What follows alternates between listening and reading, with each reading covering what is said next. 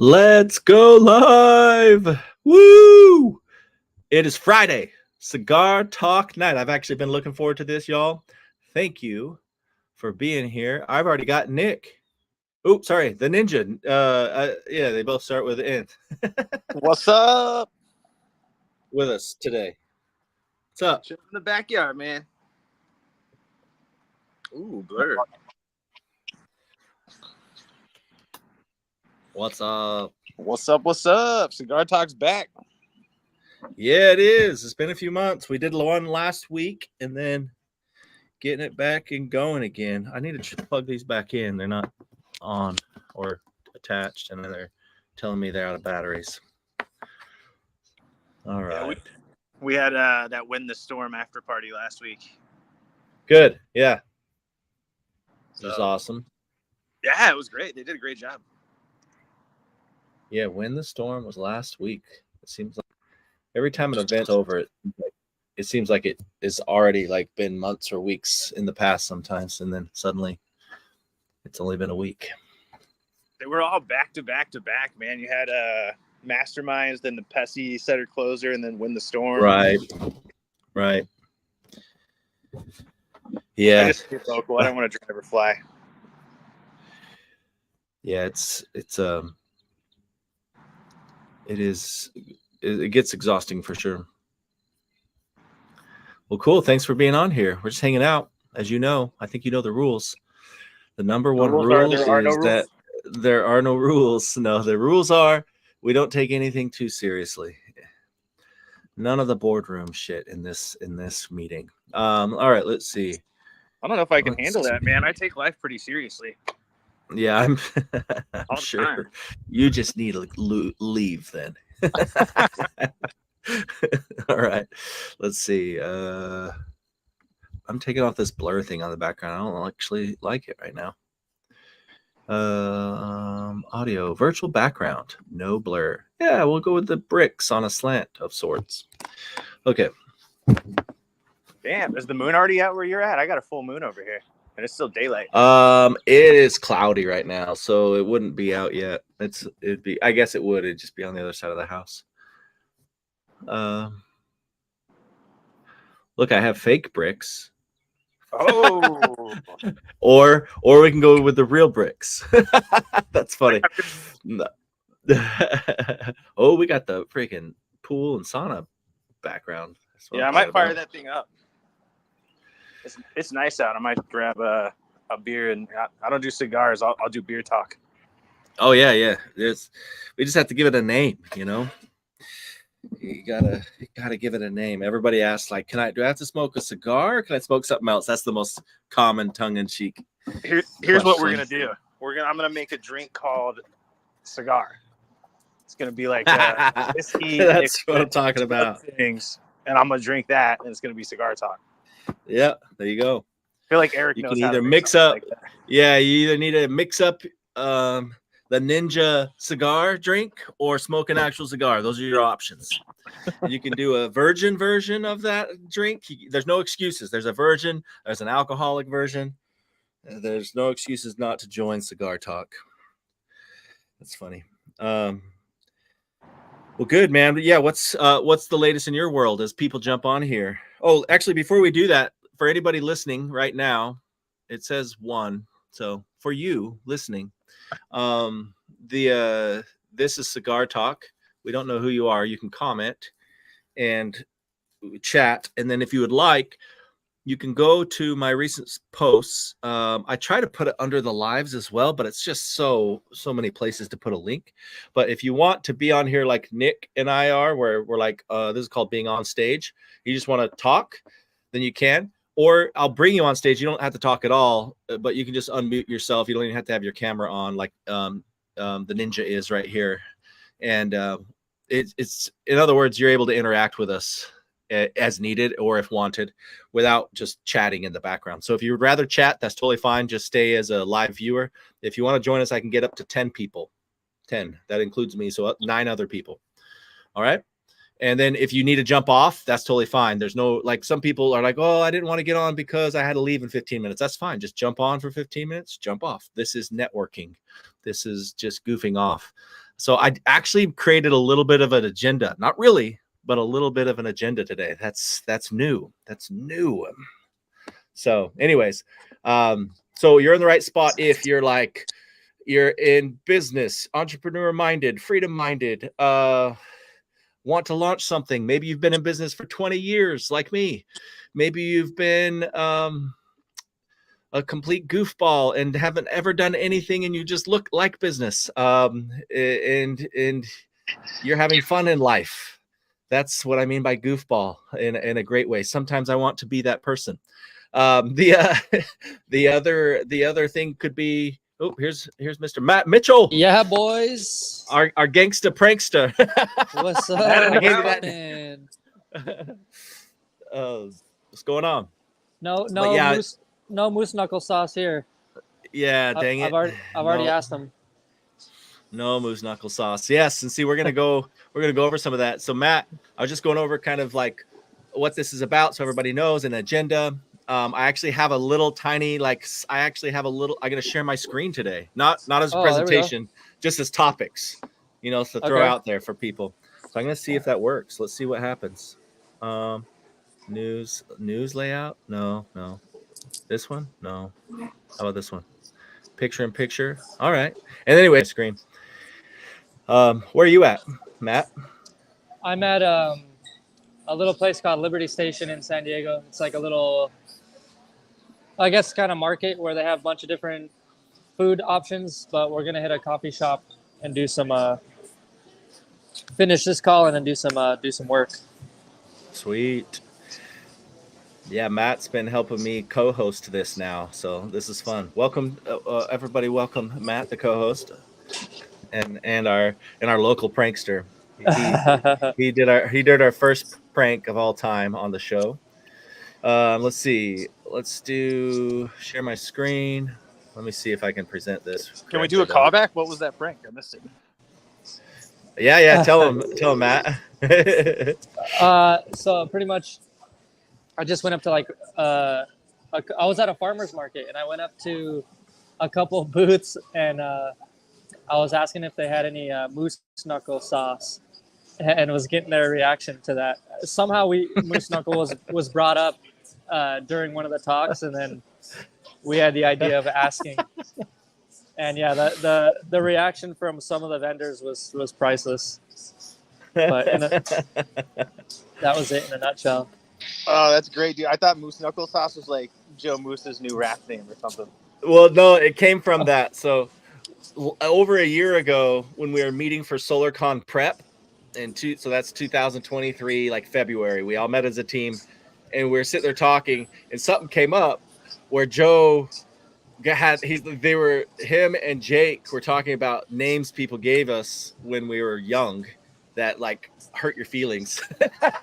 Or not even hurt your feelings, just kind of like, oh, that sucks, that's my nickname now, or that people would tease you about. And one of them was Moose Knuckles. And so, oh man, so Joe Moose Knuckles. But I don't think he said that was what came up, but we were talking about that, and then we made a name for him either at that moment, if I remember right, or something. Oh, it was good. And then Jake had one, and I forgot what it was, or else we would make fun of that as well for sure. Let's see. All right, I'm gonna share my screen and see what happens here. Slides, share screen, entire screen. Yeah, look at this. First time I've ever had. I don't need to share. I said share. I meant slideshow. Look, see? So official, right? This is it. This is my official share. That's funny. Anyways, here's the topics to discuss. I want to bring up SolarCon. Get your tickets. Can you guys see this screen? Can you guys see this? Oh, okay, good. All right, so SolarCon, get your tickets. Go to attendsolarcon.com. This is not supposed to be a big ad for that. That's where we are a lot of us are gonna meet up. So get your ticket if you haven't. Find a way to get your ticket in it's April It's pretty much in just short of a month now. So April 18th, I believe. Yeah, April 18th through the 20th. So it's next month. Attendsolarcon.com. Attendsolarcon.com.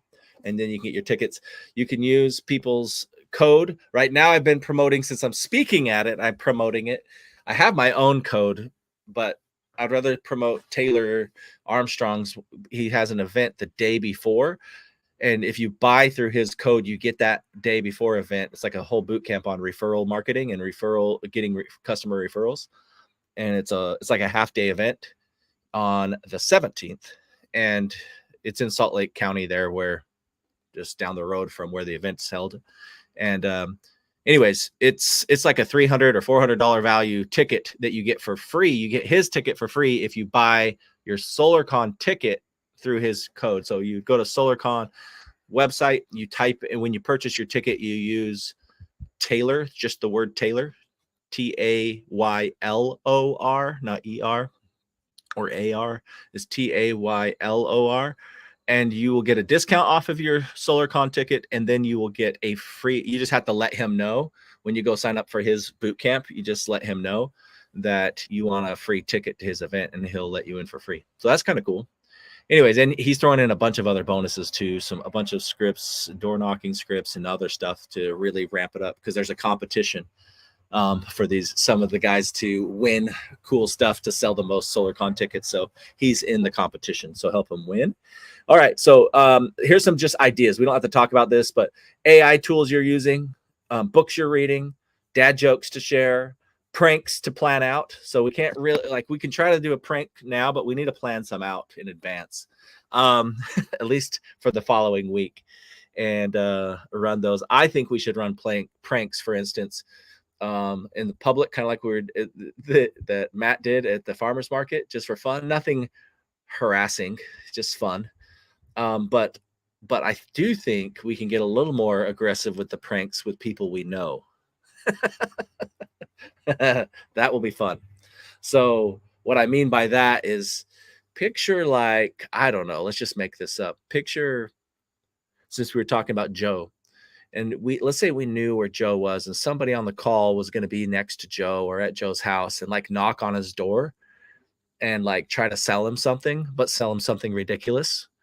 Not so something for solar, but it's only it's like fake pigeon poop to help pigeons, to keep pigeons away.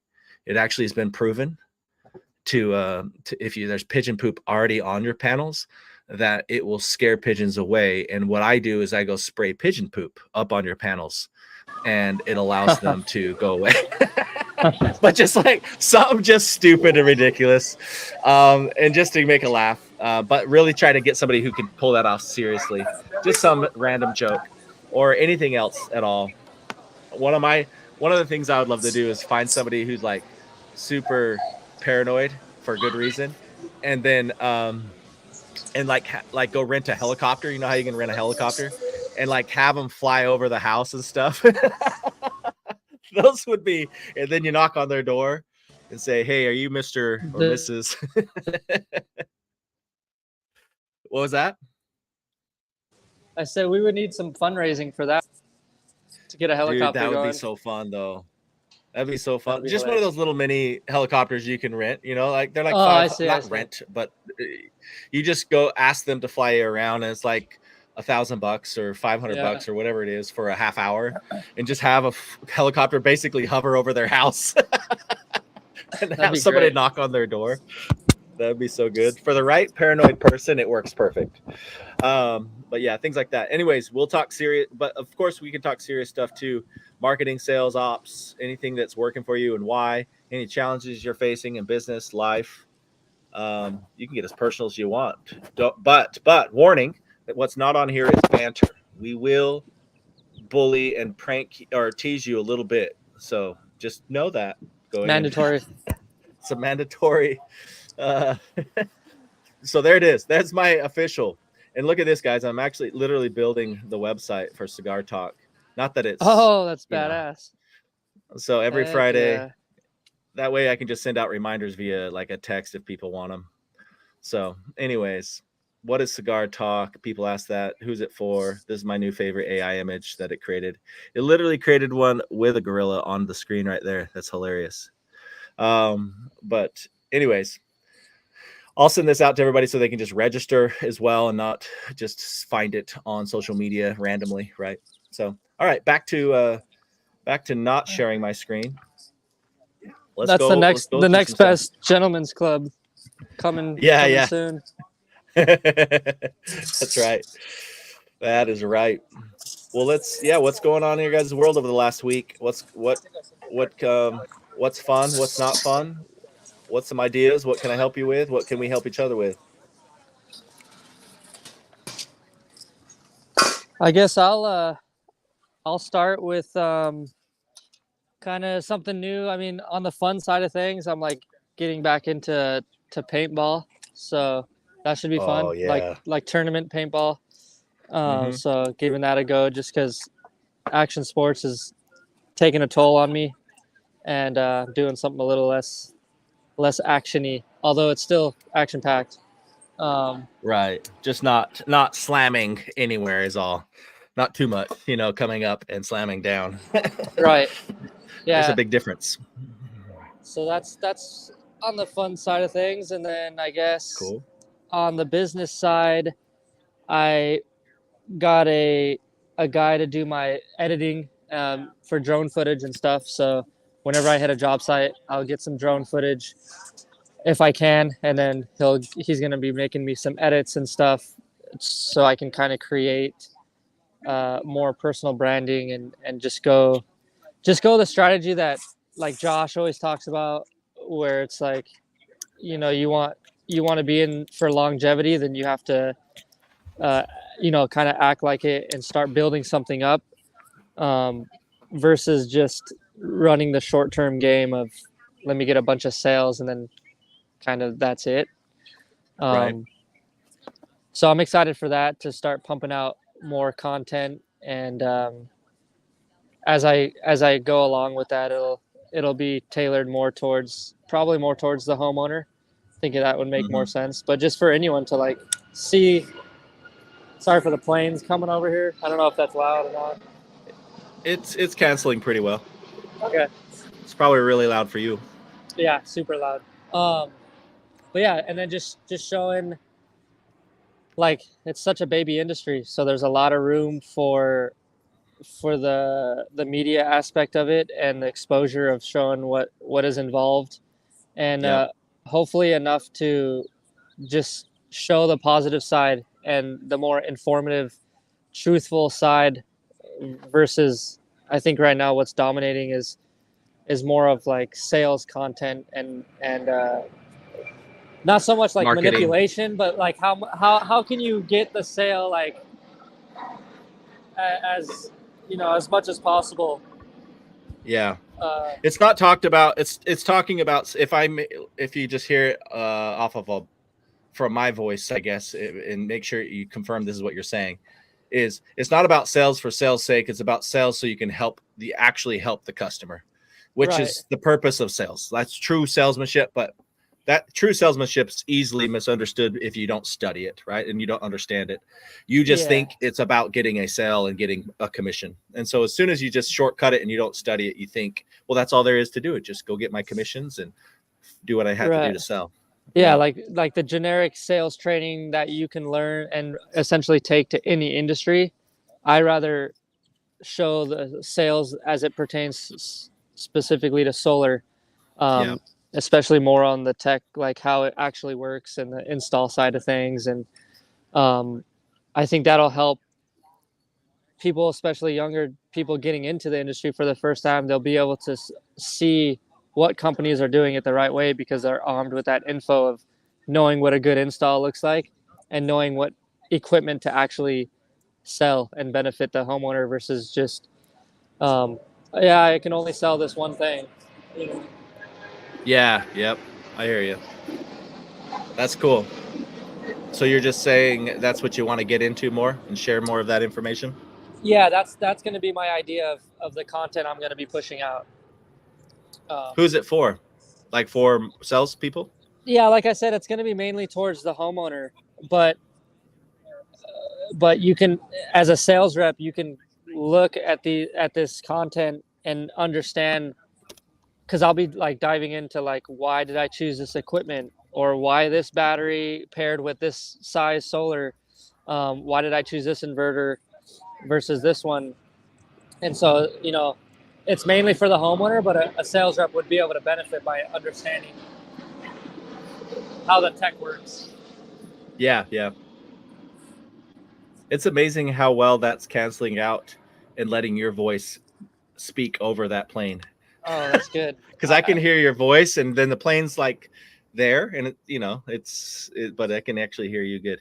I think I'm gonna move inside eventually, but yeah, that sounds like they're gonna keep passing over you about every 22 seconds. I know, it's weird. Sometimes they'll have like a period in the day where they're not allowed to fly. So I guess this is definitely not that period. That's when we're supposed to be. That's because our prankster helicopter's out, and they're not supposed to fly well. So Herschel joined. He said, "Dude, what's it like being rich?" He's talking to you, Matt. So there you go. You give him an answer. Rich, we'll all give an answer. I'm gonna go the Bob Marley route, and rich is not as in possessions, but in the way of life of living. So yeah. And do you know who Herschel is? Have you seen Herschel online? Herschel Hudson? Oh yeah, I've definitely seen his name around for sure. I don't know if we've connected deeply or not, but I've seen his name. We should have it. Herschel, the link is in my post. So not on the live. I need to go do that right now, but the link is in my post. Maybe I'll go to the Facebook Live. Or go join the CRMX. Oh yeah, school. or go join my school. He's already part of the school. Oh, go look for the link in school, the school group, and get it. But I'm gonna grab the link right here. Just a second, for people.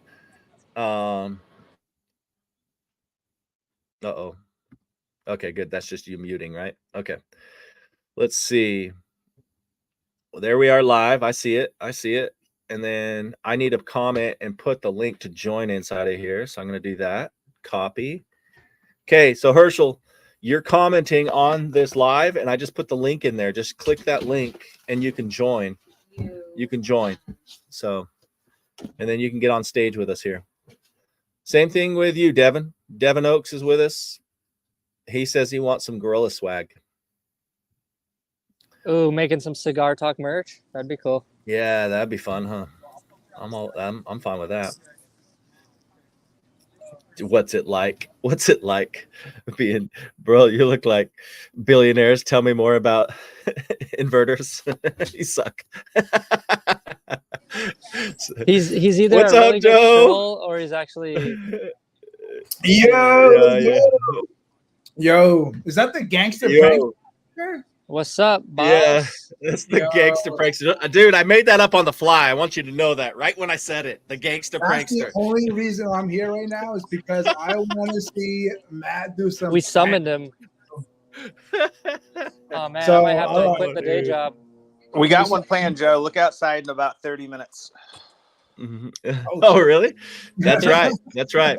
Yeah, Joe, I had two. I even brought you up because we were talking about moose knuckles. So sauce, the moose knuckle sauce. Remember the moose knuckle sauce? Yeah, that was awesome. He's like, oh, I love that association with my name. Yeah. It's hilarious. It's hilarious. Yes, I did do an announcement of SolarCon for everybody who didn't hear me. Oh, let's put a banner up. Don't you think? Let's put a little banner. Let's do a little banner. Bro, the plug here's Devin. Here's Devin. What's up, Devin? What's up, y'all? Devin's first time on Friday Cigar Talk. Welcome, Devin. Woo! That's still loading on my end. It's the planes. The planes. Yeah, it's the planes, man. It's the planes. The plane. Here's Herschel's first time. Herschel. Oh, yeah. Herschel. Hey. Oh. That's what I'm talking about, dude. Happy to be here. Oh man. I'm gonna go get a cigar. Join in. Yes. And Devin, I know you don't smoke cigars and don't start, of course. So, but that for all those who are like Devin and Joe that don't smoke cigars frequently or ever, hardly ever, Joe will smoke a cigar, but he tries to be clean about it. You are not required to smoke anything, and you can smoke everything. So like. Very inclusive here. I love it. Yeah. Good vibe, Yes. man. Yes. Perfect. We're all about it. We're all about it. We don't discriminate. Yeah, we do not discriminate. I mean, we got freaking the gangsta prankster that lives in San Diego. You cannot discriminate in San Diego. No, unless you're using like a spoon. Then it's like I don't know. The plastic spoon. It has to be a wood one now. Like plastic's bad. Anyways, but yeah, I'm gonna put the attend. Wait, so who wants to do the intro? Who wants to remind everyone why we're here? Okay, we are Another here. intro. We are here to watch Matt do pranks. So, what we're No, this gonna do is this isn't Jackass. to make us all laugh. So I'm gonna go first. Is that cool? That's a heavy burden. Bro, I'm so excited that Joe is here. Like, I can't even be more excited. I just realized you're here when I heard your voice, bro. Trey in the house. Let's go. I feel like we should just do overcoming objections when Trey's here. Like, I forgot that's your nickname, Trey, or whatever that name is. But it's a nickname. Dude, it's one of the only cool things I can do. Okay. Are they still loading or are they in? Because on my screen it looks like they're just loading. Oh, they're in. No, I can see everybody. Oh, okay. It's just the connection. Oh, I keep popping up probably. on Wi-Fi. That's why. There we go. But we can hear you fine, and I can see you fine. So Matt, how much do we got to pay you to get to run around in a gorilla suit promoting cigar night at SolarCon, man? Pay him for free. The thing is Matt is the most chill person, one of the most chill persons people I've met. We shared an Airbnb. That's the first time we met in Dallas one time, and super quiet, nice, knowledgeable dude. But then all of a sudden he's just there. He's willing to do anything. It's his BMX side. It's his BMX side that comes out. He's like really willing to do almost anything. It's hilarious. Yeah, it's the street. It's the streets in me. I still got some streets. There we go. I put a little banner for everybody watching. Banner. To promote this banner the good old. is more than that's huge. So That's Taylor sick. Armstrong is actually doing a training the day before SolarCon. That's like $300 to go and join. And I think Brent's going to be there too. And if you use Taylor's code on this, if you buy tickets to SolarCon, you get access to that for free. So like that's the best two birds of one stone I've seen out there. So everybody, if you're going to go to SolarCon, might as well get a free training with Taylor Armstrong and Brent Attaway. Let me show you his text. He wouldn't mind this. Or at least read it off to you. He sent me a text today. We talk marketing all the time because he used to be like, he managed one of our teams. So he watched me do all market because I'm a marketing weirdo, right? And so we've always just collaborated on marketing after that. Once we sold the company type thing. So he's always like texting ideas, right? And back and forth. He's all, hey, what do you think about this SolarCon bonus offer on top of what I'm doing? $90 or $97 referral ask script and template that he sells to give that away for free. A $297 Solarpreneur bootcamp ticket. We've just talked about that. A $197 coaching and implementation call with him. And a $249 SolarCon notes and implementation workbook. And the Solarpreneur Black Book, which is $49, which is like a summary of all of his Solarpreneur podcasts is what he was talking about. So you get all of that stuff when you buy a ticket through his code. Oh, everything? Dang. Yeah. It's Go. like it's a good $1,000. It's a good $1,000 worth of stuff. So it's kind of cool. He was just saying, hey, what should I do? There's the pitch. This is a pitch event, baby. We're doing pitching. Who else wants to pitch? Let's do pranks. I see a perfect. Yeah, stage. pitching and pranks. I think there's but 4 yeah. hour time slots to volunteer, and one of those is for the gorilla suit. So Yeah. Good idea. Oh man, I think so. Which plane is y'all's? Freaking Herschel. He hops off and just keeps commenting. I love it. Yeah, well, this was before. He must have. I don't know what he might be like changing devices or something because he was on his phone. Anyways, so yeah. By the way, time on this. If you guys need to jump off, that's totally fine. We've gone so long in the past that I'm trying to reduce it down to like an hour and 15 minutes, hour and a half max. But we've been on here for 3 hours sometimes. But literally with no agenda. We're just sitting there talking, and then somebody else random will show up and we talk for another half hour, and then another person. Joe's been on here for a couple hours at once. Matt's been on here for several like 3-hour sessions. But I'm talking like it's almost like we're hanging out on a Friday, but not in person. Like you can be out with. It's kind of funny. We've had people come on with their like spouse, like in the background, like date night, and they're just like, yeah, it's like date night, but let me just jump on, hang out with the guys. That's hilarious. Yeah. It is funny. Here he is. He changed devices or something. Me? Yeah. Yeah, no, I went to go buy the cigar. There's no Wi-Fi up in this Wawa.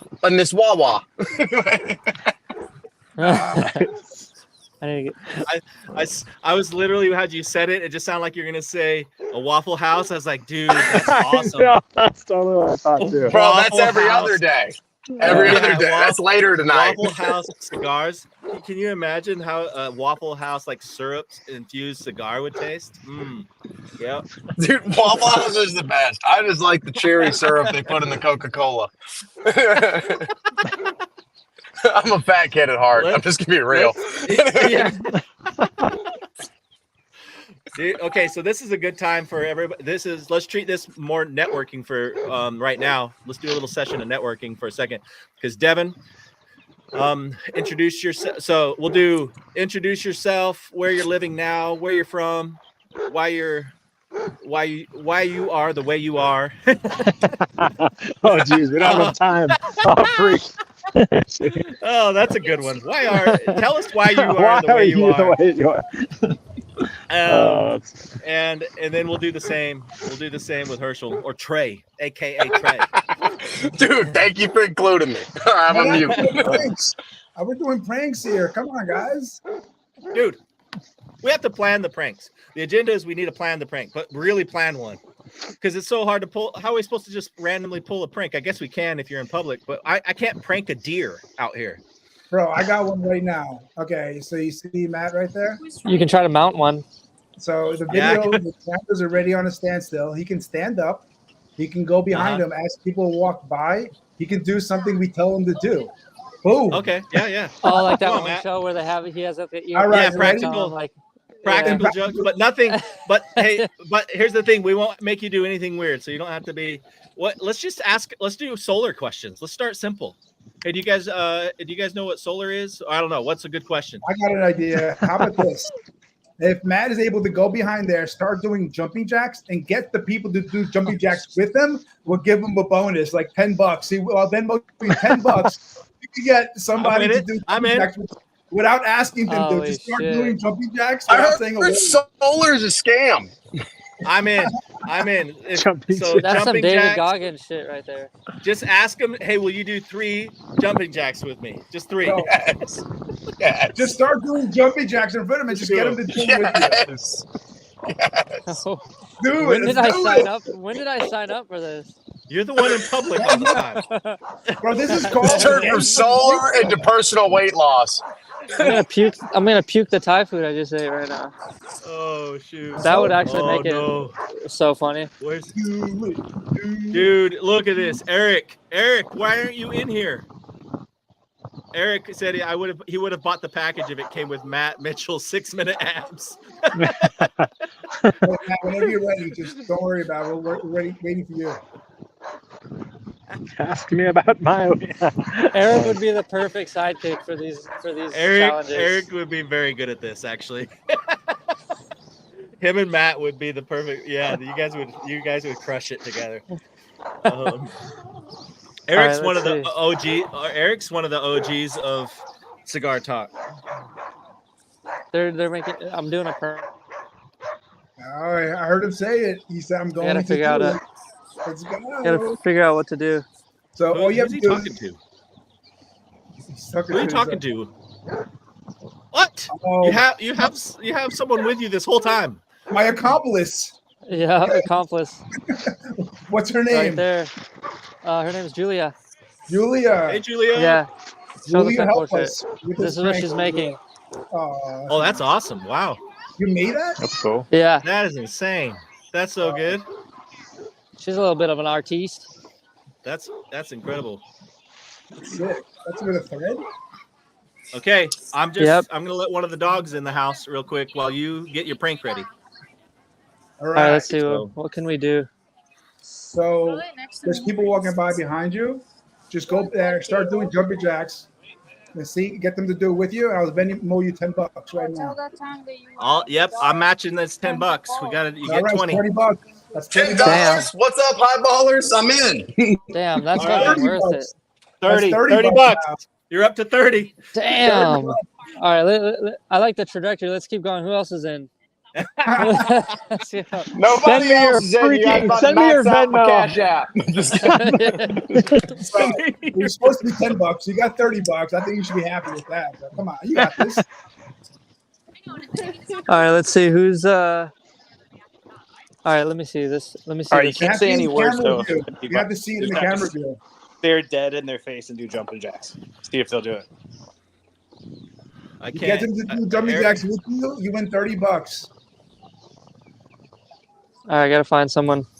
Here we go. I don't know if this is a good. I don't know if this is a good. All right, so we got Raphael, Mr. Raff.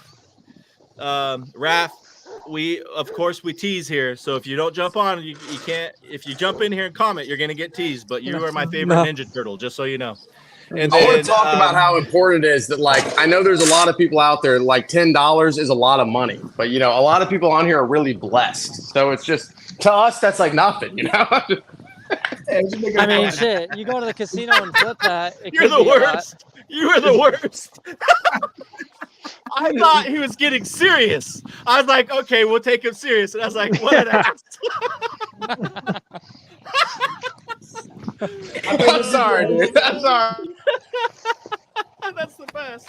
Dude, I'm an What are you talking installer. about? I'm not. I don't know about you. I'm Trey, an it's about being a installer. closer. So It's sorry. about getting the job done, Trey. That's all it's about.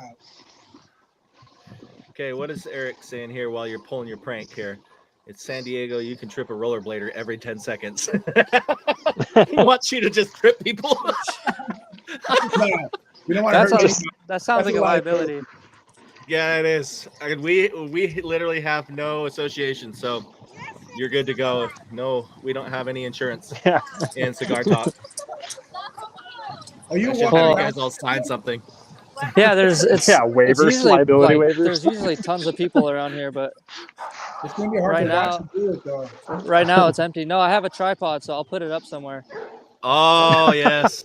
All right, now I'm That's like, not good. Is Devin on here? He's Oh, prepared. Devin. That's what I'm What's up, talking bro? about.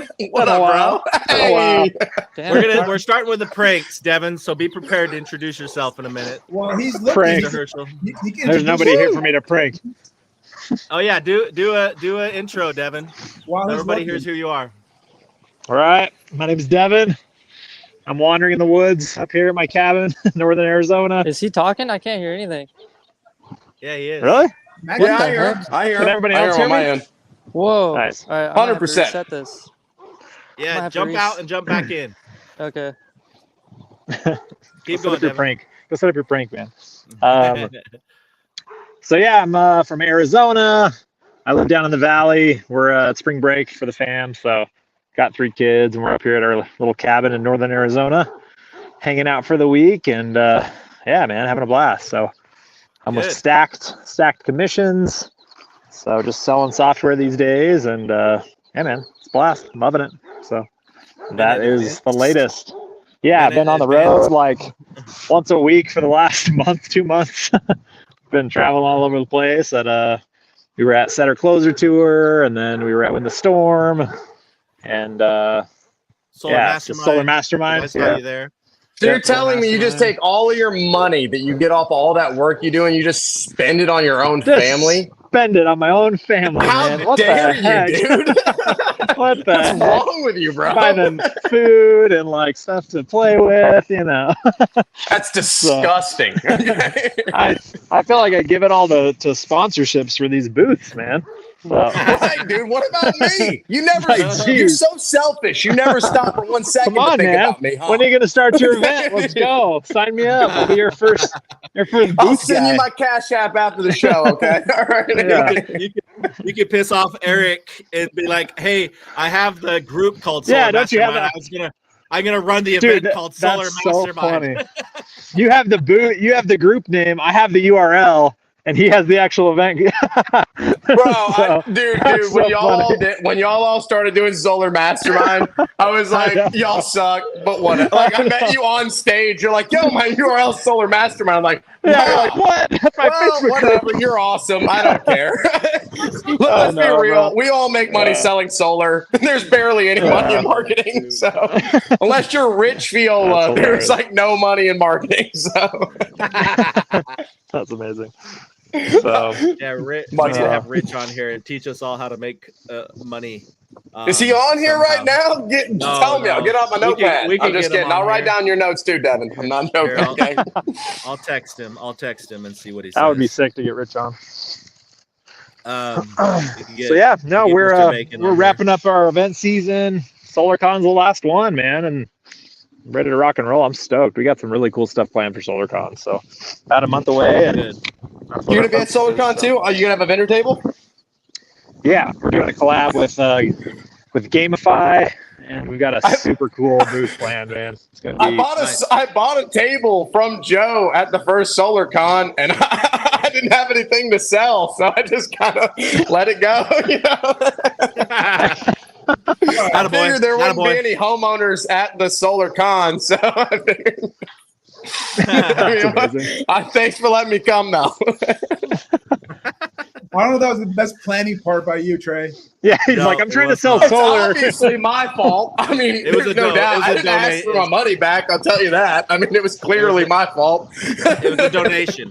I didn't even think about it, bro. A donation. I paid for my ticket. I just paid more, which means I got a better ticket than all of y'all. And you can be jealous Yeah. if you want to. I mean, that's up to you. Oh, now you're an OG for life now. You're a Solarcon OG. Yeah, That's- Bro, are SolarCon you OG. joking? Dude, I've been a Joe Muscool fan before he was my fan, you know? Dude, I can't believe Devin, Joe, and Brett are on. And who else is on here? Who else we got? Solar Ninja in the house. Yeah, Ninja. Matt is the man. I've seen a little bit of stuff from him. That guy's awesome. Super happy to be watching him. And then who's the other one? We got one other person, right? I'm honored. Ninja Nick. Ninja Nick. I love that name. Okay. The solar Ninja. It's the solar Yo, Ninja. yo. Hey, Yep. Matt's ready. Matt, you ready? I only got a few more minutes, bro. On this Dude, episode okay. of It's Impractical dead. Theater. There's no one here. Oh, you're making it bigger than all it is. There's been Not people today. Not today. Okay. There's not many people around. It would be On a this- lot of jumping jacks. Just get one person. One person. There was Come on, somebody. man. There was people. You walking have by to do jumping jacks. You promised us jumping jacks. Someone's got to do jumping jacks tonight, or I'm not going to be in shape. Okay, so you got to do it for us. Okay? That wasn't the I point. hired you to work out for me. He heard you. He's doing jumping jacks for you. I got There a you plot go. this. Hey, there we go. There we go. Let's go. We got jumping jacks. Pay the man. Oh, pay we the got man. somebody. Joe, got the man. coming Someone through. else is getting a We got Venmo. Mac. Someone else is getting $30. Mac, what are Max and You're like, yo, money? I need 10 jumping jacks. You're like, yo, I got a guy. Okay. It's like Pawn Stars right now. I'm so happy this happened right now. He's still going, baby. That baby Dude, Max. this guy's he's like the Energizer bunny. He's not going to stop. Oh, Okay. he doesn't stop. I love that. He's proud because he exercises every day. Now he has the Making us opportunity look to show off. That boy, awesome. that boy, Matt. Making me He's look like not a just chump. making us look bad. He's absolutely embarrassing everyone on this call. I demand more out of everyone. Okay, you guys, we gotta pump it up. I'm just kidding. Hit the deck. Who's gonna carry the boats? That's it.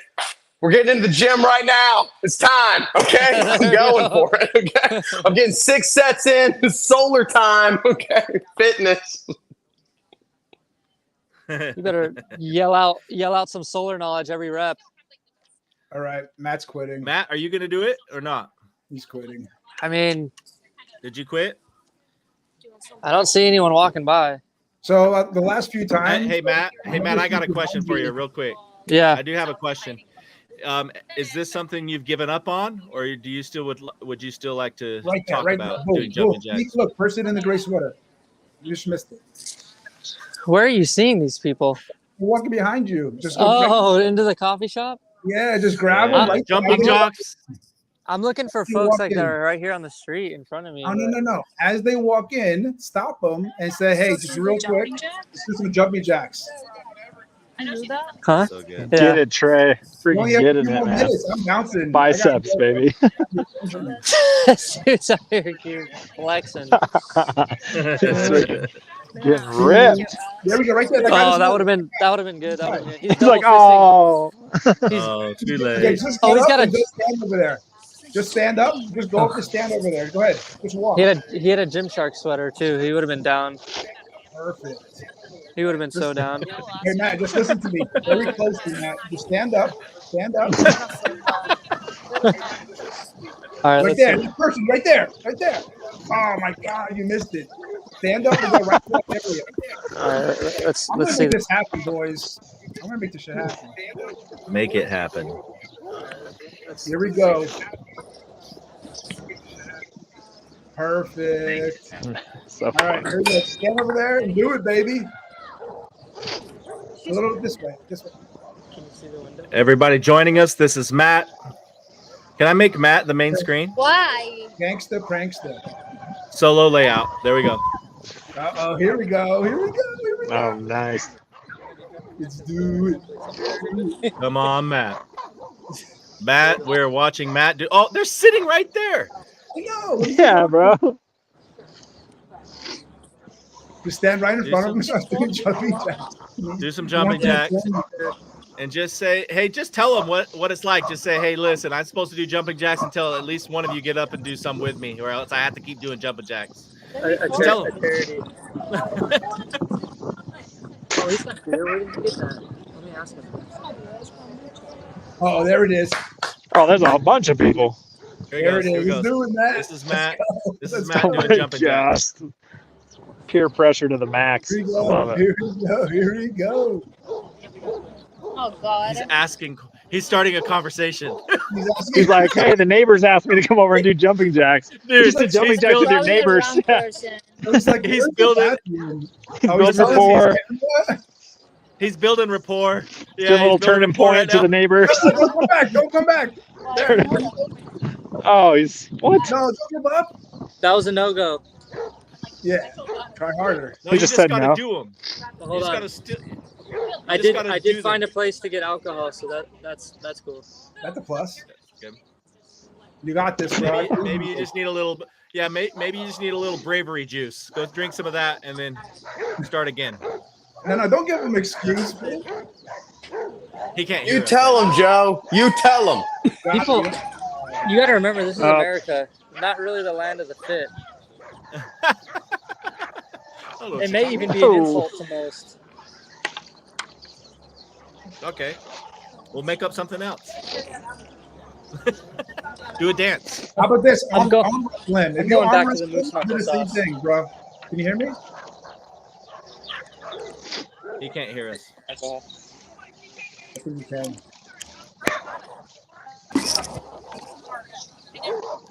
No, we got you on main screen right now, Matt. Like you took Oh, up the whole shit. screen. Oh So, no. how about this? What if you go arm wrestle him? Will he arm wrestle you? Oh, here he goes. He's gonna do some moose knuckle sauce. First, I'm gonna get myself a knuckles. nice beverage.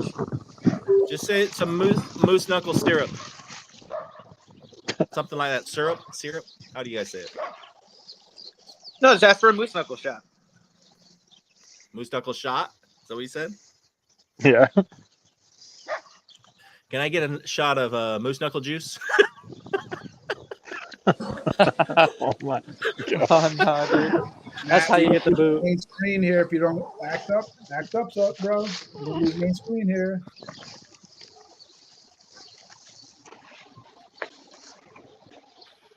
All right, fine. All right, Trey, introduce yourself while Matt's figuring out something else. Me? Yeah, introduce yourself for everyone All watching. right. I'll make it Who are brief. you? Where do you live? So, Where do you live, and what are you doing? I was born in a manger inside of Baptist Hospital in Pensacola, Florida, and then. Tell us about it. 8 times. Hi, my name's Herschel Hudson. I'm one of those jack of all trades, master at nones. I'm sure everyone knows. I'm all over social media, usually posting videos of all kinds of random stuff. As far as solar, I got into solar in 2020, and then that's whenever I met people like Joe, Brent, and then I later met people like Devin on stage at SolarCon, which was hosted by Joe the Goat. And so all I really do right now is I also nobody even knows this. I own one of the largest water softener companies in all of Florida, and nobody even has any idea about that. That's a totally random thing about me. It started off in water softeners, and during COVID, we actually got shut down on financing. So they wouldn't finance water softeners anymore, and I'd already sold one solar deal, door knocking, and I really stopped messing with it because it took so long to get paid. And when it got shut down is when I jumped back into it.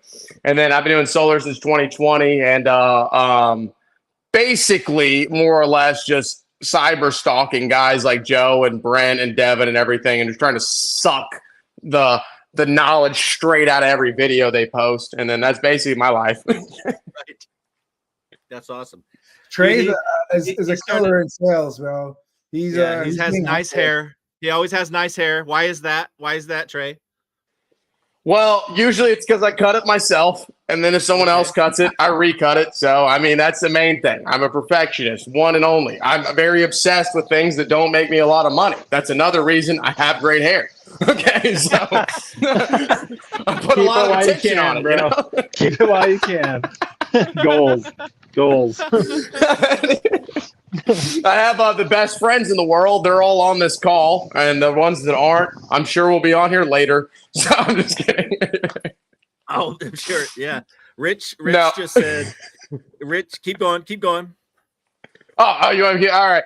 So I was born in a manger in Baptist Hospital in Pensacola, Florida. And at that point, one day I woke up and I decided that instead of telling people stuff about products, I would ask them questions. And at that point, a closer was born. And so I go all over the internet, basically crapping on everybody that says they're a salesperson but couldn't sell their way out of a paper bag. And that's basically what I do usually. And then hanging out on one of Joe's first podcasts, we got into it.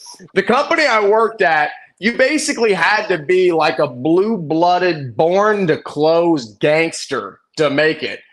And they were just letting me know that I did not have it. I was not cut out for this. And hey, man, you should go back to installing these systems and instead of trying to sell them. And I just kind of read Grant Cardone's books. I read, I'm going to be honest, that's really the main ones I read. In the company I worked at, while everyone else was telling me you don't need a script to sell, you don't need to study, you don't need to practice, some people got it and some people don't. And I'm going to go ahead and tell you right now, Herschel, you don't got it. While everyone was telling me that, I refused to listen. And eventually I finally understood that closing is a completely learnable skill, and that the only difference between a closer and a salesman is questions. A salesman tries to tell people a bunch of benefits about their product, while a closer asks them questions that lead them to their own decision to purchase. And so that way, while a lot of people will say, if you watch my videos and you are very untrained in sales, you will say, I would never say anything like that. I would sound like just an absolutely pushy salesperson, right? That's what a lot of people that watch my stuff say. The problem is if you sound pushy or like you were trying to force the person to do it, you just simply aren't saying it right. And a lot of people have this problem with closing and with sales, and they get overly, they just talk too much. And the real thing is, it's not what you're saying to the customer, it's what you're asking the customer. And so a lot of people wonder, how can you sell solar? And so just to let you, like a quick example, if somebody told me, hey, I love what you're telling me about solar, right? The payments, you know, my power bill is $250. The solar payment you're pitching me is $175. It should be a no-brainer, but I'm just going to have to think about it and get some other quotes because I'm wondering what else is out there. That's the kind of situation you're into whenever you really have an opportunity to close a solar deal. Now, what would I do in that situation? And the only reason a couple of people listen to me, like Joe or Brent or anybody else watches my videos, is because I've been in that situation. And normally when they tell me they got to think about it, the real thing they got to think about is if they really trust me. And so the next thing I want to ask them is, oh, absolutely, customer. I understand you got to think about it. Have you at least decided you want to go solar? Well, yeah, I've decided I want to go solar. I just am not sure who I want to go with yet. Oh, I got it. Well, if you've already decided that you want to go solar, what else is there to think about? Well, it just seems like a lot of money, right? And then you've gotten the objection from this intangible, I've got to think about it, down to money, which is a real objection you can overcome because your solar panels in most states will be cheaper than the power company will be. So if they say, for example, oh, I've got to think about it, it just seems like a lot of money. Oh, I get what you're saying. You're saying you'd love to go solar. It's just right now with everything you got going on, it just seems like a money and you're not a lot of money and you're not sure who's going to pay for it. Is that right? Yes. Okay. Other than knowing who's going to pay for it or how you're going to afford the system, is there any other reason you wouldn't want to go solar? No. So that's it. That's the only thing. You're not just saying that to get me out of your house, right? You really mean that? Yes. Okay. So other than trying to figure out where the money's going to come from, is there any other reason you wouldn't want to go solar? No. If you can get them to that identify and isolate, you can do any number of closes that will lead immediately to an actual close on solar. So for example, they say no. Okay, great. Well, earlier you told me your power bill is $250, right? Yes. Okay, so if the solar bill I told you right now is only going to be $175, right? Or $220, right? Yes. Okay, so if you had solar panels, would you still have to pay for the solar? Would you still have to pay the power bill? Well, no. Okay, got it. So just on a strictly financial situation, which would you rather pay? $250 or $220? Well, $220. Really? How come? Well, obviously it's a lot cheaper. That makes perfect sense to me. So my only other question is, will you guys grab your driver's license or do we want to keep wasting money with the power company? Right. You're giving us a little mini workshop here, Trey. My bad, bro. I didn't mean to talk so much. I'll shut up now. I appreciate it. Oh, I'm sorry. My name was Herschel. I live in Tampa. My bad. That was my way. That was my way of saying that was a great pitch. Now shut the fuck up. You know, like it's time to be quiet. Great. No problem. I'm on it. I'm just kidding. It's like, is he ever going to stop talking? God dang. Every time he opens his mouth, there's words coming out. Seriously, Trey, this is exactly why we have these cigar talks. Like, it's exactly why we have it. Because it's good. All of us get to share knowledge, and then we get to banter a little bit and give each other shit. I love it. No, that's good. You obviously know your stuff. When I was talking to you the other night, it was really cool because you were just sharing the story, and that's what I was sold on is your story. I was like, that's so cool because we haven't ever really talked, right? We've never actually. No. I mean, I met you at SolarCon. I met you a few years before that, maybe on a Zoom, but not other than following you. No. No, we've never talked. So it's kind of cool. You guys should look at what Trey's doing in because some people are on here not in solar, so they're like in any kind of services. Oh, really? Services. Oh, yeah, bro. So people will watch this from several. I think it's also because I've started branching out a little bit more than solar, and I don't come from solar, so it helps a little bit that way. But yeah, most people are. I would say though. I would say majority is still on that. Here, Mr. Joe's back. He had to hang up and then come back. That's dope, bro. Oh no, hold I on. love It that. might not be Joe. It might not be Joe. If No. it's Joe, watch. Is it a ghost? Well, no, because Eric. I just told Eric to come on here, and he'll like put in names. So let's see if it is Joe or not. Eric comes in with random names some days. It could be Joe. Oh dang! I tried to get Rich on here, and he said, and he's all sorry. I got it. I go just click the link and say hi while you're driving, then hang up. And he still gave me more objections. Come on. Well, he's only Come on, like Rich. a billionaire or something. Old Richfield. He's awesome. He He's said, great, already dude. got here, short drive. Boo. He's too rich to give back to the darn solar community. He's just out here capitalize and on everybody. I'm just kidding. I ain't gonna say nothing about Rich. The first lead I ever sold was a Rich Viola lead. That's the first solar deal I ever. Sorry, second solar deal I ever closed. The first one was a door knock. Second one, solar exclusive. giving it away. Hunter, how'd you know? we bought solar exclusive leads a long time ago and closed a bunch of them. So it was good stuff. Same. So look at that. He just got a promo out of us without even being here. Never mind. Yeah. Scratch that. Nothing about solar exclusive. Go to Prospect Bacon instead. You guys like pork? I got Prospect Bacon for you. Go to Prospect Bacon, Josiah. There you go, Rich. That's what you get for not showing up. That's what you get. Oh man. Shout out his comp. Dude, Rich is a good man. He's a good dude. He's the Are you kidding me, dude? He's the main sponsor of SolarCon. So you know what he does for his what is it? His Asian people, his Filipinos? Bro, he'll like after they've been working for him for so long, he'll just buy them out. Like he'll go build them a house in the Philippines for free and not tell anybody in solar about it. That's awesome. I'm not I've never bought one of my virtual assistants a house. That guy's amazing. Not yet. Not yet. There you go. Not yet. Yeah, not yet. Dude, speaking of pranks, I haven't done it. My bad. At SolarCon last year, I tried to prank Rich Viola. I had a fake parking ticket to put on his solar exclusive van. And he walked up as I had already written it out. I said it wasn't greasy enough parking and all this other stuff to make it look like it was Josiah. And I was putting it on the van. He walked up. Funny. No, oh my gosh. Bad timing. Dude, I don't know why. I just have a good time creating chaos. Not too much, but a little bit. I think all of you guys are probably the same, or you wouldn't be here. But yes. Devin, what's going on in family life, dude? How's it been?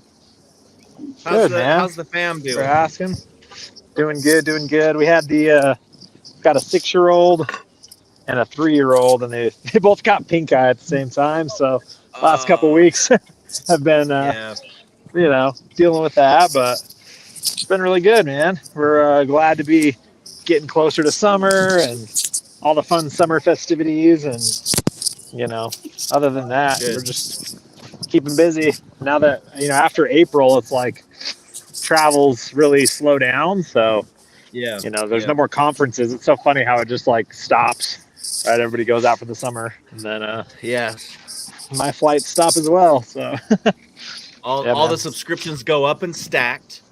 Right? And then, exactly. And then they go through. Yep. Yeah, exactly. So it's been good, man. What about you? That's how you Good, got your man. garage cleaned out, looking good. Oh man. yeah, Some brownie it's points such a there. good feeling. It's such a good feeling to clean crap out. I don't know there's just a lot of weird truths behind that. Get rid of stuff and opportunities arise out of thin air. Yeah. I told Carol she should screenshot it and send you a perfect pantry blueprint link. Seriously, I didn't even think of Just that. kidding. The perfect garage. Perfect garage. Exactly. She has all kinds of products. She has the most. His wife, guys. Remind me. Carolee. Carolee. Yeah. I was gonna say. Yep. Like Care Bear. That's how I remembered it. Okay. Yep, So Carolee, his wife is literally like one of those. You guys have seen like, on social media, people who literally know how to like organize everything and make it easier, faster, better. Find anything you want in your pantry, your kitchen, your house. She specializes They have a in show on pantries. that, don't they? Yeah. It's probably Carolee's show. Yeah. So Right. but she literally is like she could create any product, and I love that kind of stuff. So we were at dinner at the Solar Mastermind on one of the first night, I think, that we were there, and we were trying to create a product using that was epic, man. I'm over Brett, there on like, my phone pulls out with ChatGPT. Yeah, he's got 20 business names and a full business plan for my wife within the end of the dinner. It was epic. Yeah, you can really, like, I think she'd crush it. She already I is. agree. She already has, because she's done it. But like, she could do it. I know she's paused because being a mom is more important. Absolutely. But still, she could crush it. You tell her that we talked about her and we're expecting the product soon. Exactly. Let's go. She's awesome. Well, cool. I'm glad everything's going good. Herschel, do you have kids, man? Trey? Do you have a little? Nah, not yet, bro. I wish, man. I mean, I guess I say no, but I got a stepdaughter, but she's in China right now. Okay, gotcha. So you do, but stepdaughter, got it. Yep. Ninja, one day, man, whenever as soon as God sends them, I figure I got to get to a certain amount of sales and it's going to show up. Everything's like an incentive plan for a sales guy. It's like, hey, the next year, I'll get a freaking bonus. I will tell you how it goes, Herschel. Listen carefully. Just listen carefully. Ready? When you get pregnant, when you guys actually get pregnant, it will be at the worst timing possible. It never happens like that. It'll be like I just lost everything and you just found out that week you're pregnant. And that'll be how it goes. I love it, dude. I know that's the best time, right? Yeah, exactly. The best thing is it never does. It always works out. I don't know how it happens that way, but it always works. I'll say, in my opinion, that was one thing that I really don't like that a lot of people told me growing up is they really complain about, like, oh, don't have kids until blah, blah, blah. Don't do this until blah, blah, blah. And it's like, in real life now, it's like when you're like waiting for that point, it's like, why not just embrace it? You know what I mean? I mean, I'm glad, I'm sure life would have gone the same way for me, but it's like, I feel weird how a lot of people view, not that I have any children, but they view children as like this huge burden. And it's like, dude, it seems like such a blessing. I'd kill to have a kid right now, Yeah, me and my wife, we're praying every day. Be super happy if, the moment it comes. And, I believe it's going to come soon, That's there cool. you go. He's working hard at it, y'all. He's working hard. No doubt. There will be no videos of the progress, but we will make it happen. I'm just kidding. Join us on our what's the page? On our what the hell? OnlyPans, where we actually make fried eggs right in front of you every day. OnlyPans, where you see us pan fry meals you've never thought about before. Thank you very much. Oh hell. Woo. Okay. Good. Who else do we got with us? Hey, if you're not on screen with us, we still see you here. You need to comment and say what's up. So, Mr. Raphael, he commented in here. Eric was here for a moment. Eric's doing something important because he would have for sure been in here giving some banter and some amazing advice. He's on a roof or surfing. That dude is one of the most experienced people in roofing you can possibly talk to. He's a super cool guy. Do you guys know who Eric Richardson is for any reason? Here's Stu. I've never met him. Stu is about to join. How do you go? Stu, what's up? Facebook Live. That guy looks like joined. It is Eric. It is Eric. Oh, it is. I was like, Stupidazo. Oh, shoot. Stu What up? Stupidazo. Wait, hold on. I don't get the play on that. Am I just dumb on this? Who's stupid asshole. Stupid asshole. Oh, stupid asshole. Got it. He got it. All right, we knew. We got it. Oh, man. What up? Jason? Good to see you. Dude, did you just hear me brag about you? I was just seriously bragging about Mr. Eric.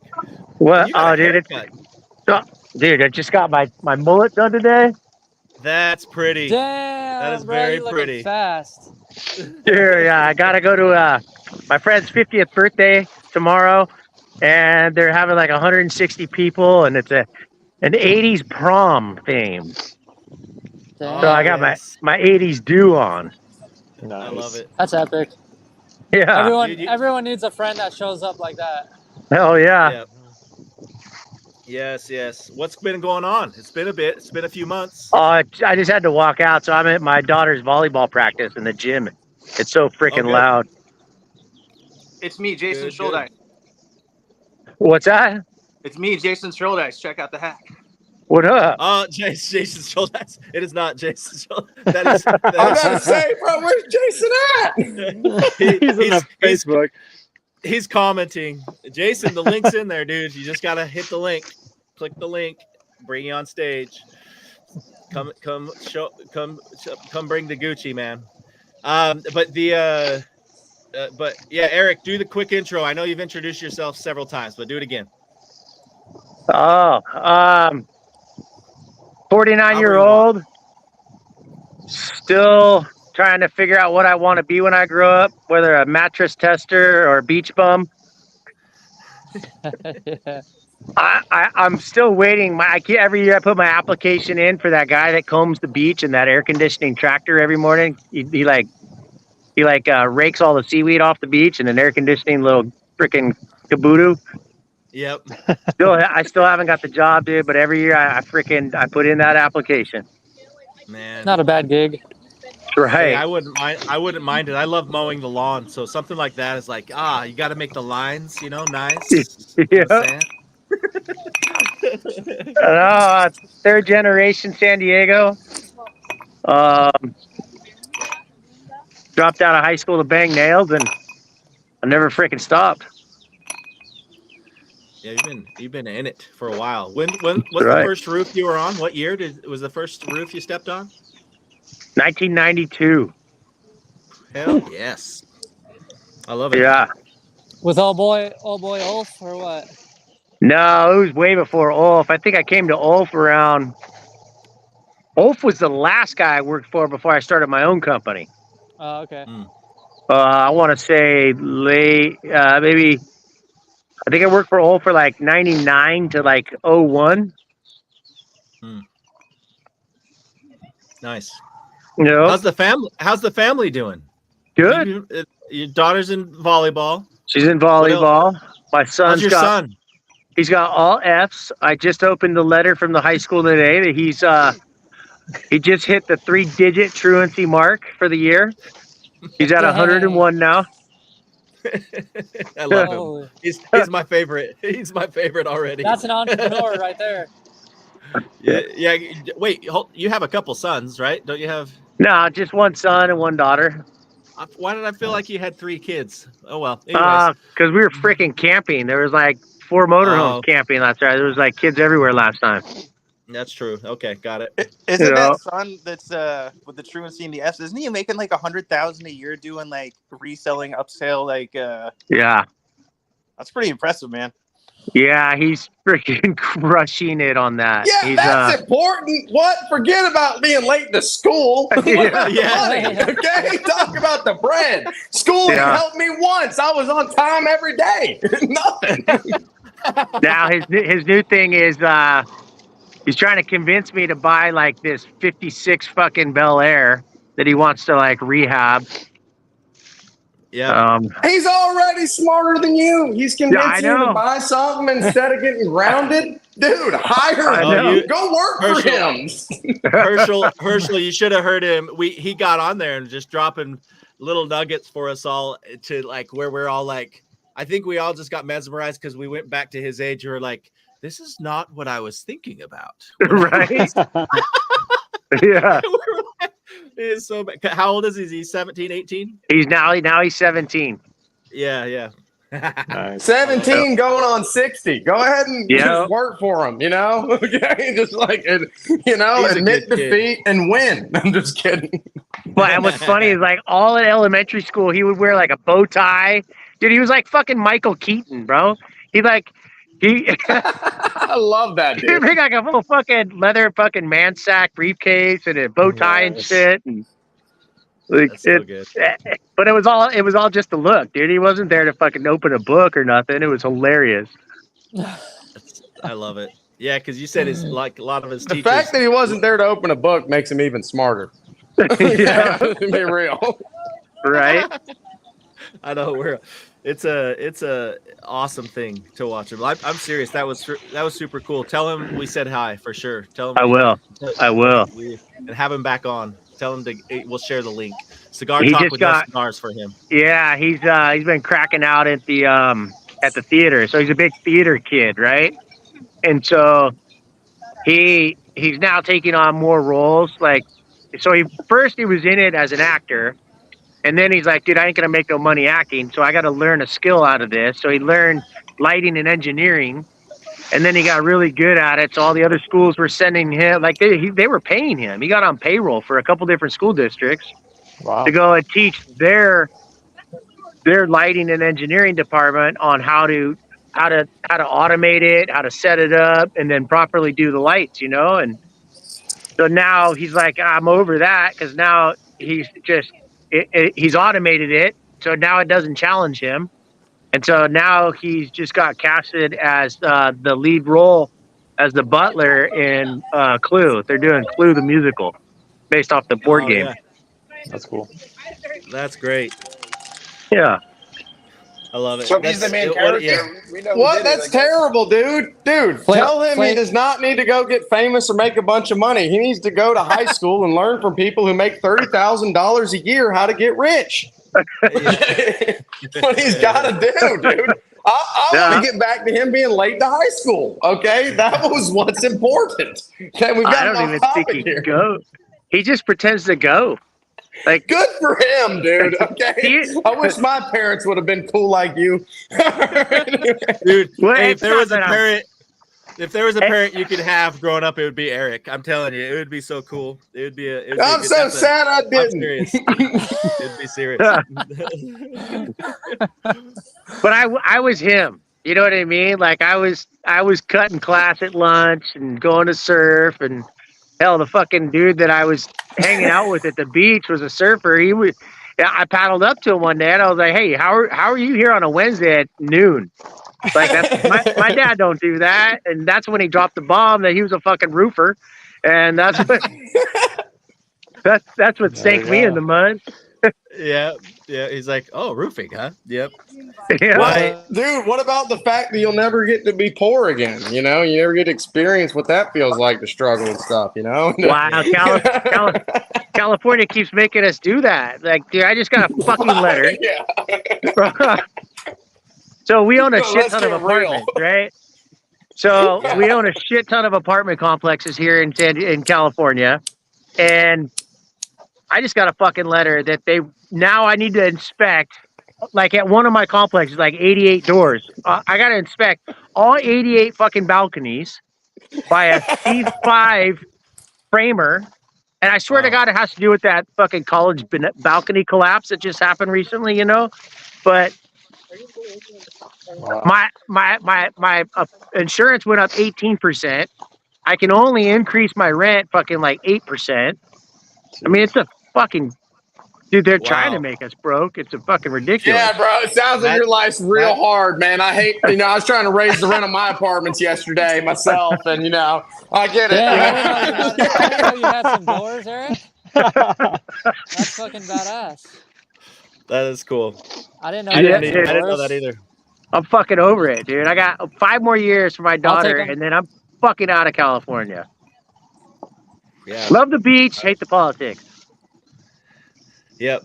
No, that's one of the best places to live in San Diego area. That's just, when I say live, like, just the environment of everything is amazing. Yeah. But then that's the end of it.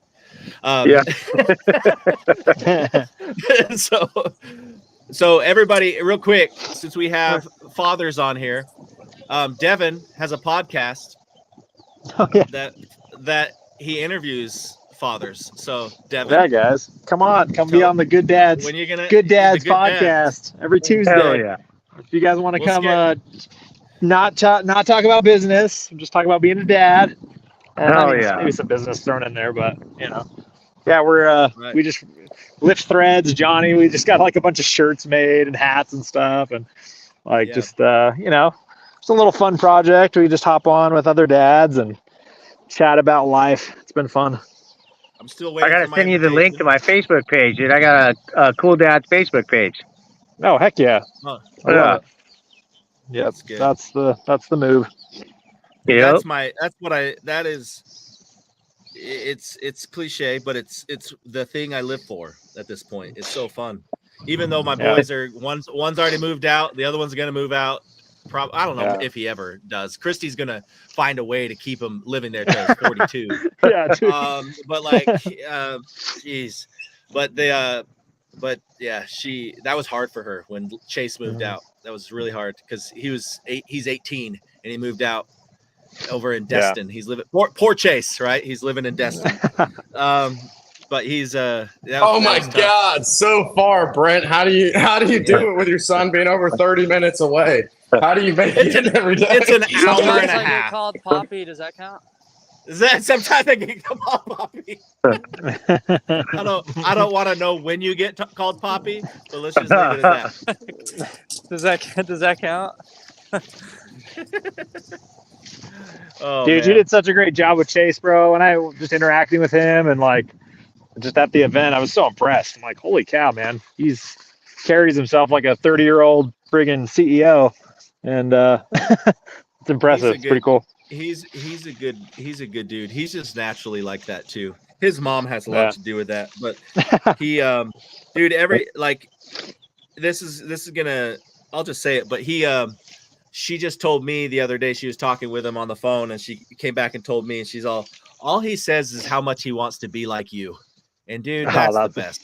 Wow. That's the best feeling. That's cool. So not that your boys have to feel like they need to be like you, but That's the I was like, ultimate well, goal. damn, Bro, that's like, bullshit. She never talks about how I want to be like you. You know, dude, there's a lot of things you don't want to be like me. I'm telling you, but as a father, that's a good feeling. You know, that's not just a good feeling. At least you know your relate. I guess for me, it's like I know our relationship's gonna last a while. You know what I mean? It's not gonna be. Exactly. And I think it always would, but it's gonna be good times in the future. So whether I have 5 years left or 50 years left, it's going to be good times. And so it'll be awesome. It's fun to have a son or a daughter. I don't have any daughters, so I can't speak to that, but I got 2 boys. Well, I just quit entered bragging. fucking I'm just kidding. teenage daughter years right now. Yeah. How's that? Oh yeah. You know. Come on, man. We'll do some therapy on the podcast. Just kidding. Well, hey, I mean, Mr. Pedasso, your daughter's right now in volleyball spandex, I'm sure. And I'm sure there's teenage boys watching, just to be clear. Yeah. Right. And so she thinks on volleyball days she can wear those fucking shorts to school.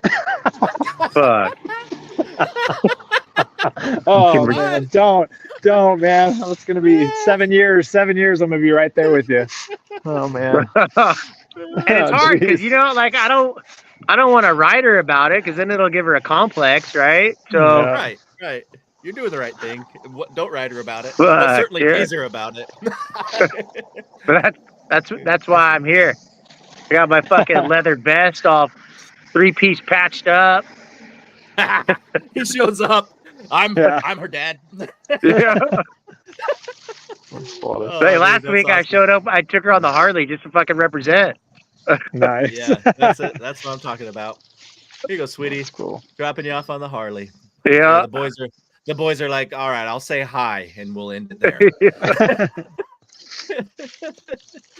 Oh shoot! Did you guys Joe just turned off his camera? Did you guys see that he's sporting the big gold chain? Did you guys see that? Yeah. Yeah. Fucking Flavor Flav. Come to SolarCon. We're about to I'm going to do a photo shoot right now for it, so you guys can see much more. Are you really? On social media. Yeah. I'm going to meet Dave right now. Good. Amen. That's cool. Eric, are you gonna go to SolarCon just so we can hang out? Do you think you can make it April 18th? April 18th. 19th, 20th. I think I'm on like a 6-day Harley ride. We're going out like Arizona, New Mexico. Ooh, yeah. Hitting the back roads. I don't know. Maybe we'll see. A couple of guys just boned out, so the trip's kind of starting to fizzle now. Okay. Well, if it does, come hang out with us. We got to hang out. Yeah. We do really Yeah. do. We're a Otherwise, good backup. Good backup I plan. still have my storage unit in San Diego that I still like. I don't ever like. It's been there for 3 years now, or 2.5 years, and I haven't opened it again. Well, I'm waiting to see it. Is there anything good in there, dude? Maybe I'll start going to fucking bidding at the storage auctions again. A couple of surfboards. My son's like one of them had like a longboard, and then I don't know the types of surfboards, but all the different types. He has like 3 surfboards in there. Oh, dude, my wife's. That's the last thing I need. I got like fucking 50 of them. My wife's trying to get rid of some. So I just slowly turn them into fucking park benches and put them on the side yard. Yeah.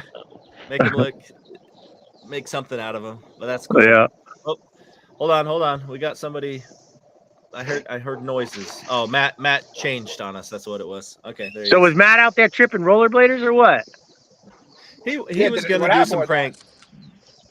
Did he get any pranks for us? No pranks. No. Oh, we were talking about how you'd be the perfect. You guys could go do some pranks on one of the boardwalks there. Oh hell yeah! See, Matt's a little younger, right? So he kind of still cares. Once you get to my age, you get to that I don't give a fuck age, dude. You say and do what you want to people. And there's some good stuff. I really do want to make at least like once a month.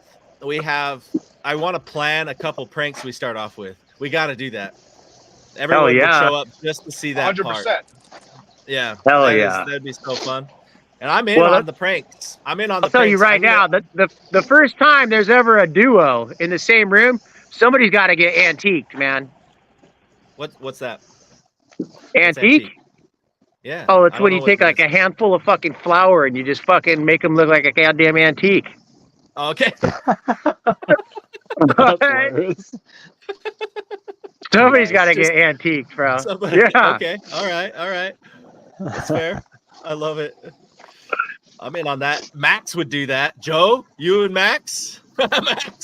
Max, his son would do it. Max would be in. I really do want to do some. I want to do some good pranks. So let's at least think of a few right now, and then we got to plan them. What are some pranks? Literally, we could plan ahead and pull off. What have you guys seen? We need to pull off. Are you out of here? I'm out see of you, here. Devin. Good to see you, man. Yeah. Hey. Well, I'm gonna write them down in my little secret journal, dude, because I can't be letting you know what the hell's gonna happen. All right. Fair. But I really, we need to create something. We don't have to go. It's not going to insult anybody, but we can have some fun with it. It might insult somebody watching, but that's okay. We got to do something. I know Trey would do one. I definitely know Joe would do something. I would do it. Matt's already done it. The ninja would definitely do it. Dude, you can't not be the solar ninja and not dress up like a ninja running around pranking people. There's got to be something we can do there. I got a mask, bro. I'm so in. Yeah, we can have some good times. I think that's something we could all look forward to every time. I would show up. I would stop what I was doing and just all right, hold on. It's prank day. We got to go watch this. Anyways. No, I'm glad you guys show up, so I appreciate you being here. This is fun. Oh, Zach Souza said he's about to jump on. He said he'll be here in 5 minutes. Who? Souza? I don't know. Zach Souza? Everybody knows Zach. Zach Souza. I know Zach. I just don't. Everybody knows Zach, bro. Don't nobody not know Zach. Don't you pretend you don't know Zach Souza. I know Zach when you say his first name, but Souza. I always said Souza. Max Souza. Oh, well, that's my problem, I guess. I say Souza. No. I think it might be Souza. I don't know. We're about to find out. I was trying to get Taylor Armstrong on, but he's literally. I bet you anything Taylor's knocking right now. I could almost guarantee. At this moment, that's awesome. Yep. He is out. He's out doing deals. That guy's the most. He's just consistent. Real deal, Holyfield. What he likes doing. He's I'm good with knocking. I knock. It's just he's always doing it. Taylor's a good dude. That's fucking sick, bro. Taylor's in your neighborhood, Stu. I love calling. I just like going with your names there. Yeah, you and Matt and Taylor. Taylor's not far from you guys. I think. I don't know where he moved. They bought a house a year and a half ago. I want to say Escondido, or Yeah, you might ask into. like East County. Yeah. Escondido? I think so. Yeah. That ain't Yeah, too I think- far. No, No, it's that's like where we. right up That's the where hill. our office. Yeah, our office was like San Marcos, like right there. Escondido's Oh, down okay. the road from there. That's where our office was, and he was one of our managers. Some days when I think about that, it seems so recent, and now it just gets further and further away. That was 2021 when we left, like sold our company Wow. and left. That's crazy that it's 24. Wow. No, recent. dude. And now it's gone. It's gone. Those years. Time's flying, Um, dude. Yeah. What do you guys have in the works? What's going on? What's working in business? Let's talk about that. Like, what do you guys have that's working? Share some knowledge. Little thing. Cold calling the rest of the year, dude, until it's over, dude. You know what I mean? Like, I mean, a lot of people want to back off on a cold calling because it's going to be illegal at the end of the year. But I mean, you still have the rest of the year to get rich. You know what I mean? At least in my opinion. So I'm super into cold calling still, and just I mean, because you're never gonna have it again after this year. And I mean, I've only done, as far as like sales for solar goes, door knocking, paid ads, and cold calling. And out of all of them, cold calling has been the cheapest once you're already going. Obviously, door knocking is absolutely the cheapest. You can't get cheaper than getting out of, just getting into your car and going knocking doors. But as far as like time per appointment set and like actual like cash spent, it's cold calling has always been my favorite. And so I'm super sad it's going away, but I do love Facebook ads. But but cold calling is definitely my cheapest as far as cost per acquisition. That's awesome. Man, that's $5 a gallon out here, man. I don't know how you could fucking knock doors out here. I don't. Okay. Fucking shit. Sounds fucking rough. It's not gonna cost. Is it really? Is it consistent at 5 now? Like high 4s and 5s?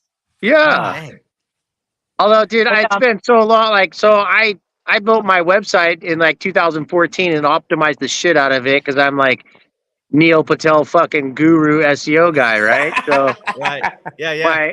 My cost per acquisition, because I only sunk sweat equity in 2014, haven't shook a penny at it or an hour at it since. Like, and 3,000 leads per year.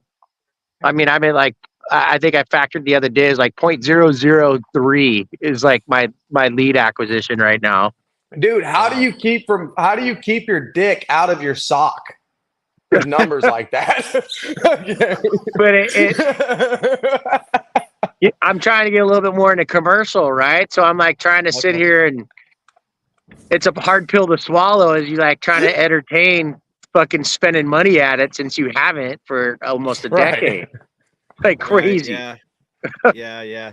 It is. It's interesting when you get into a paid, and it's not like you haven't done that, but when you haven't had to do it in a while, it seems like, oh man, I don't know.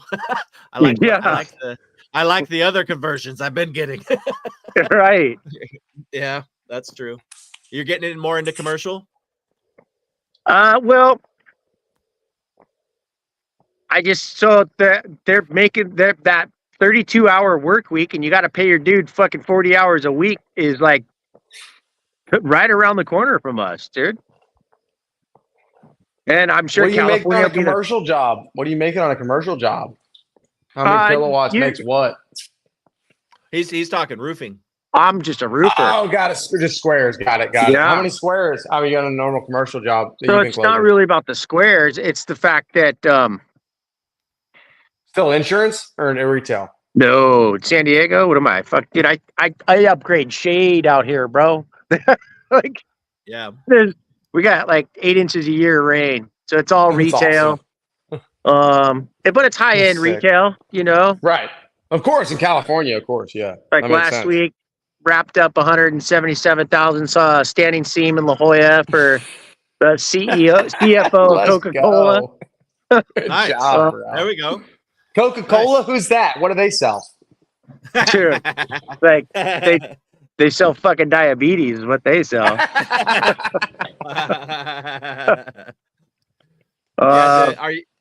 Are you still part of the what was it? What's the board out there that you're part of where you networking wise?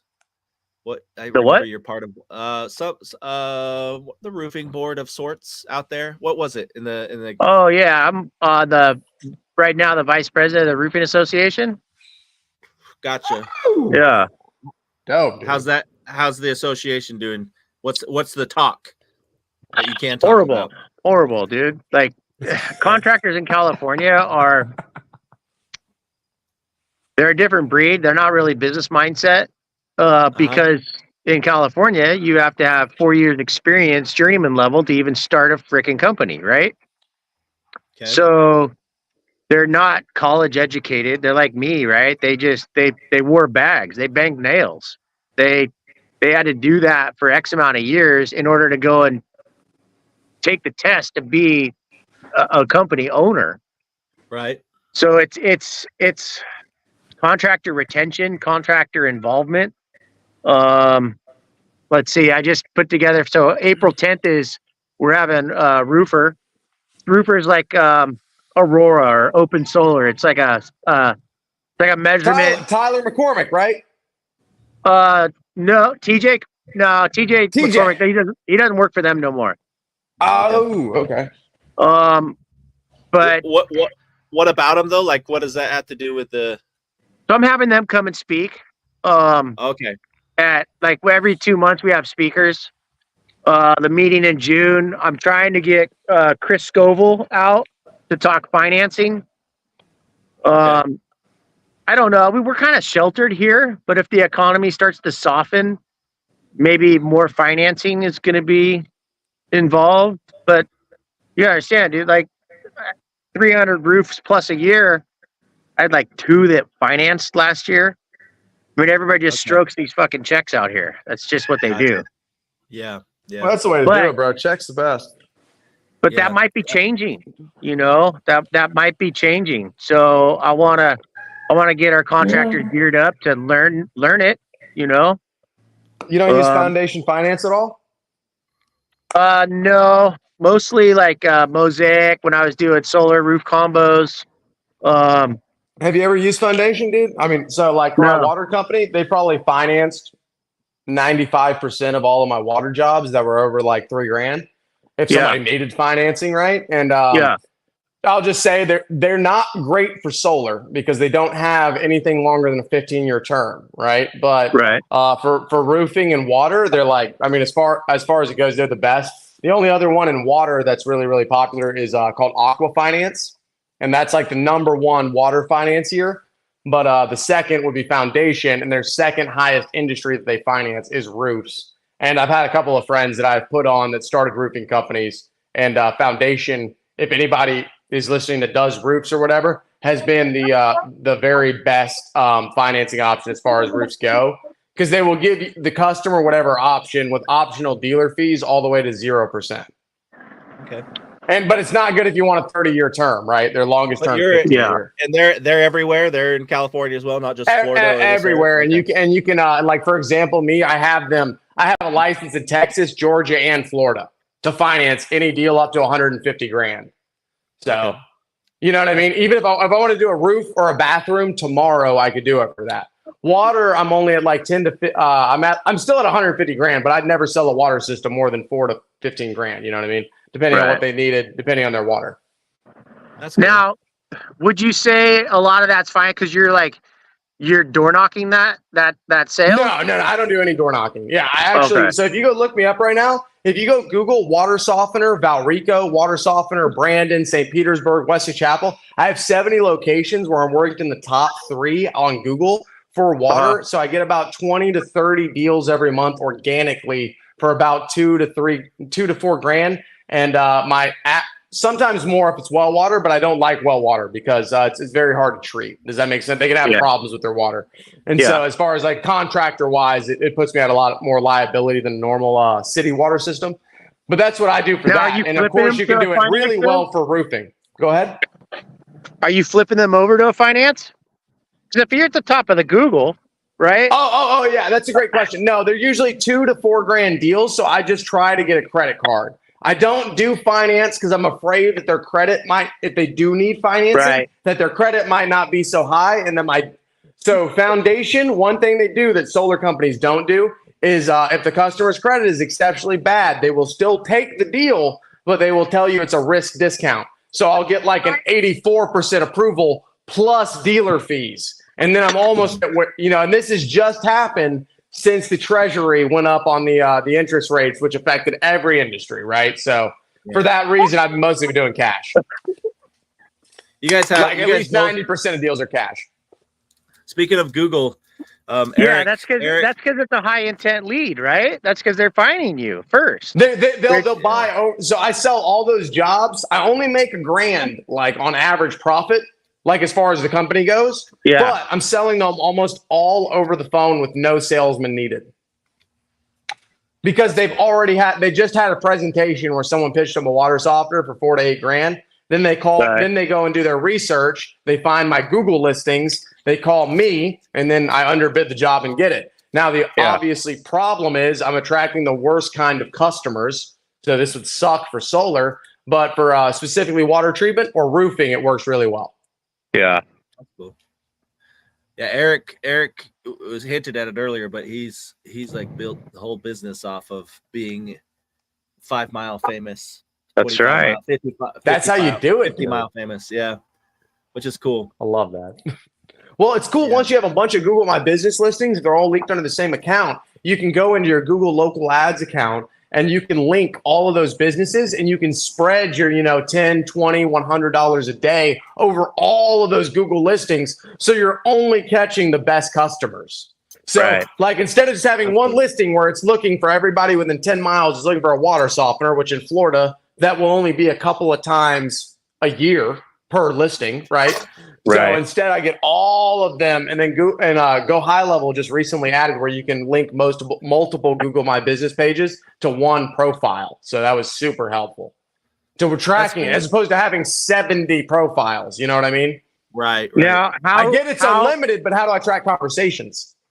Now, how is it keeping that like super uber organized, right? Like if you have a question. I figured out one massive benefit because you're totally right because I had so many.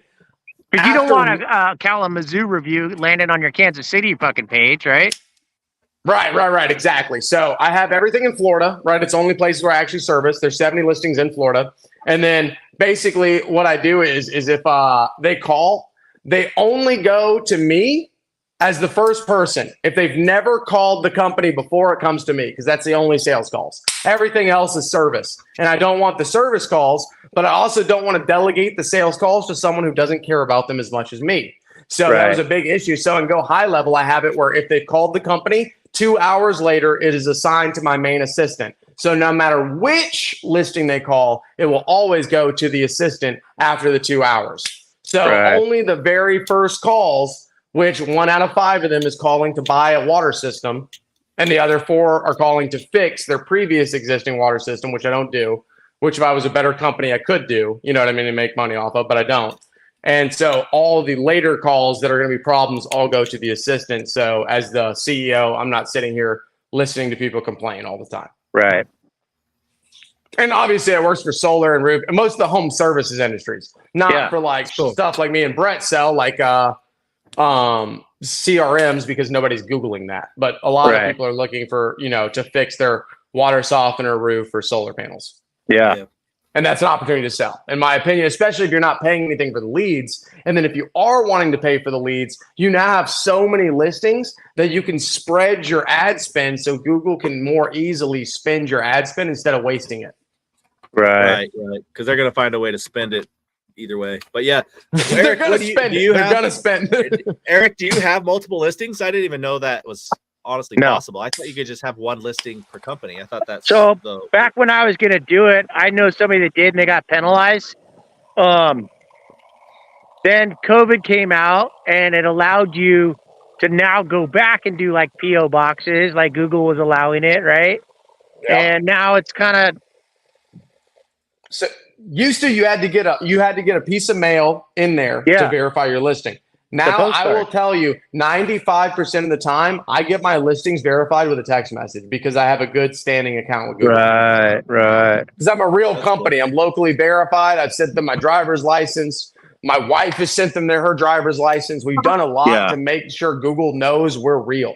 And that's all Google wants because they're getting credit for sending, I mean, they just want to improve customer experience. And the only way to improve the customer experience is improving the quality of the contractor that Google is driving them to. Exactly. Yeah. That's See, cool. I focus more on building actual pages. Yeah. To rank organically, right? So like I'll have a Yes. repair in La Jolla, replacement in La Jolla, shingle in La Jolla, tile in La Jolla. So with how I've built them, I'll hold number 1 and number 2 organically just below the map pack. Gotcha. That's dope, bro. That's awesome.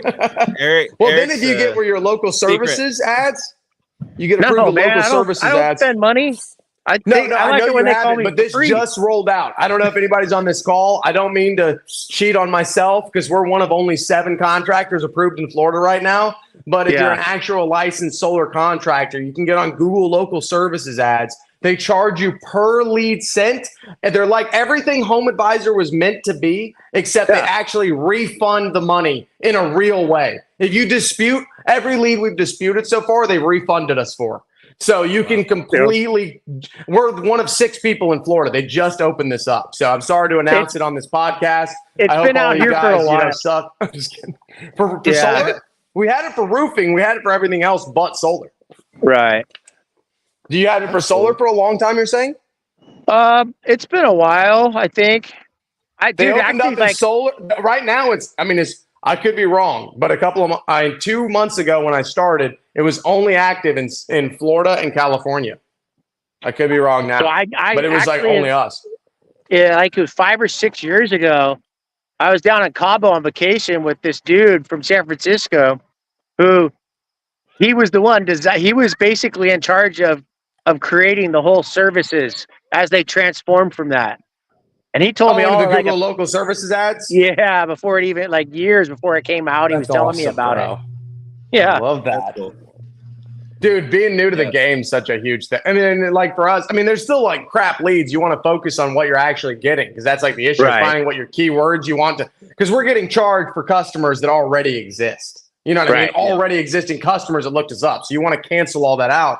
But it blasts you to where if you're organically linked in the ranked in the map pack, and if you're like me on my water company where I have multiple listings where you're ranked number 1 and number 3, so you're showing up twice, plus your ad is ranked above that, plus your local services ad are ranked above that, your customer is seeing you 5 times before they even hit see more. Yep. Yeah, that's cool. Yeah, that's that's kind of what I try to do. No, but that's where you go to hide bodies, dude, is into that see more button. Nobody goes down there.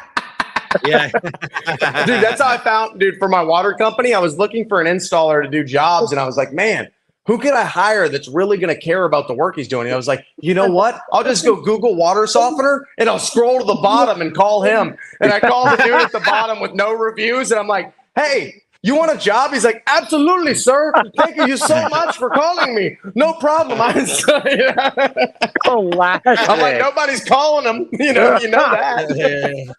Oh, shit. That's awesome. Hey, real quick, pause for a second.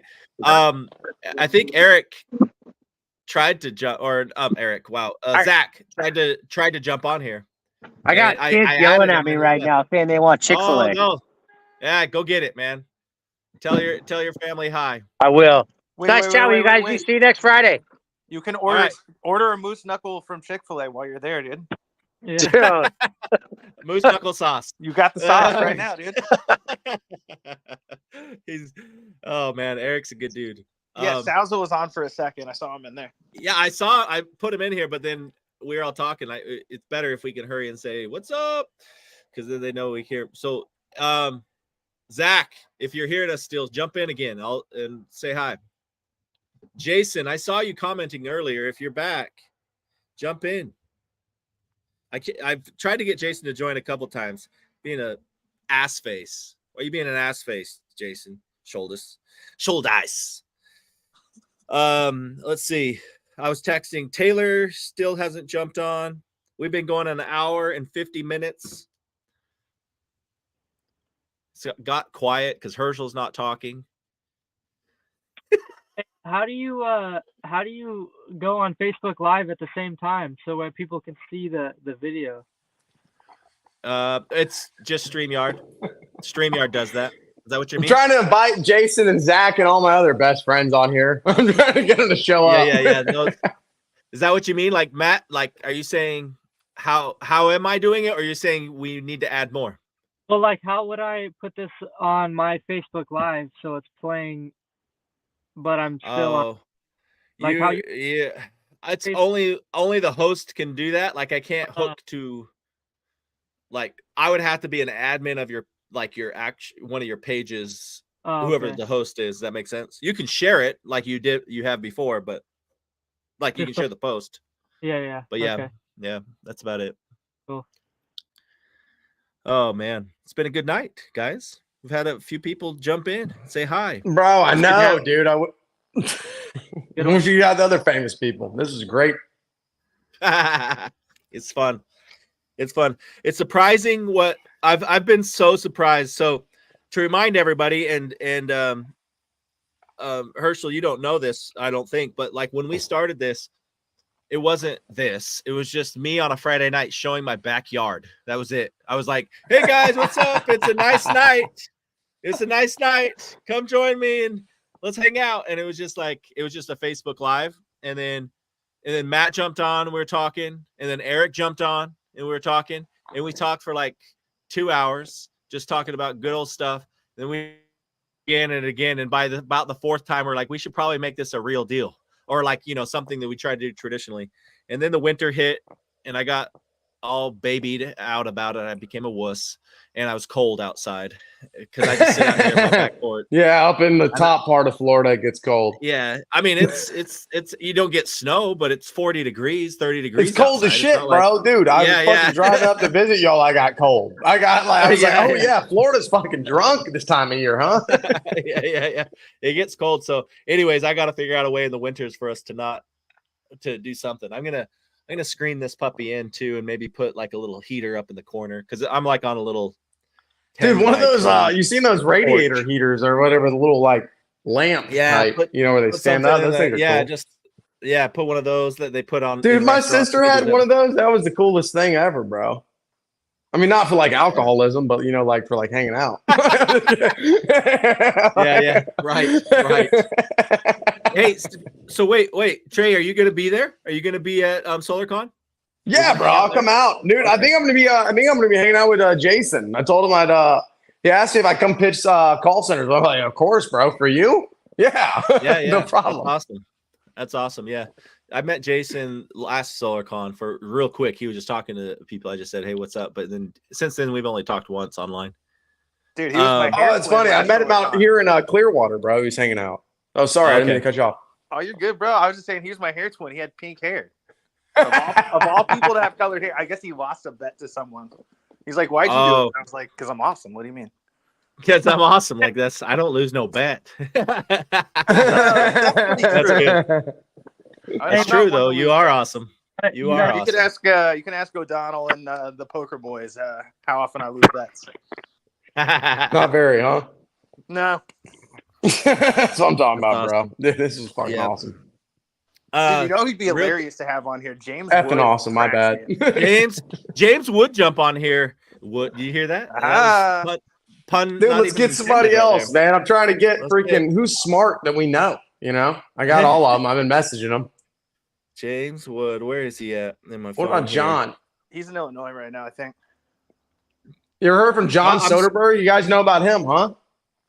I've just know from online. I talk to him all the time.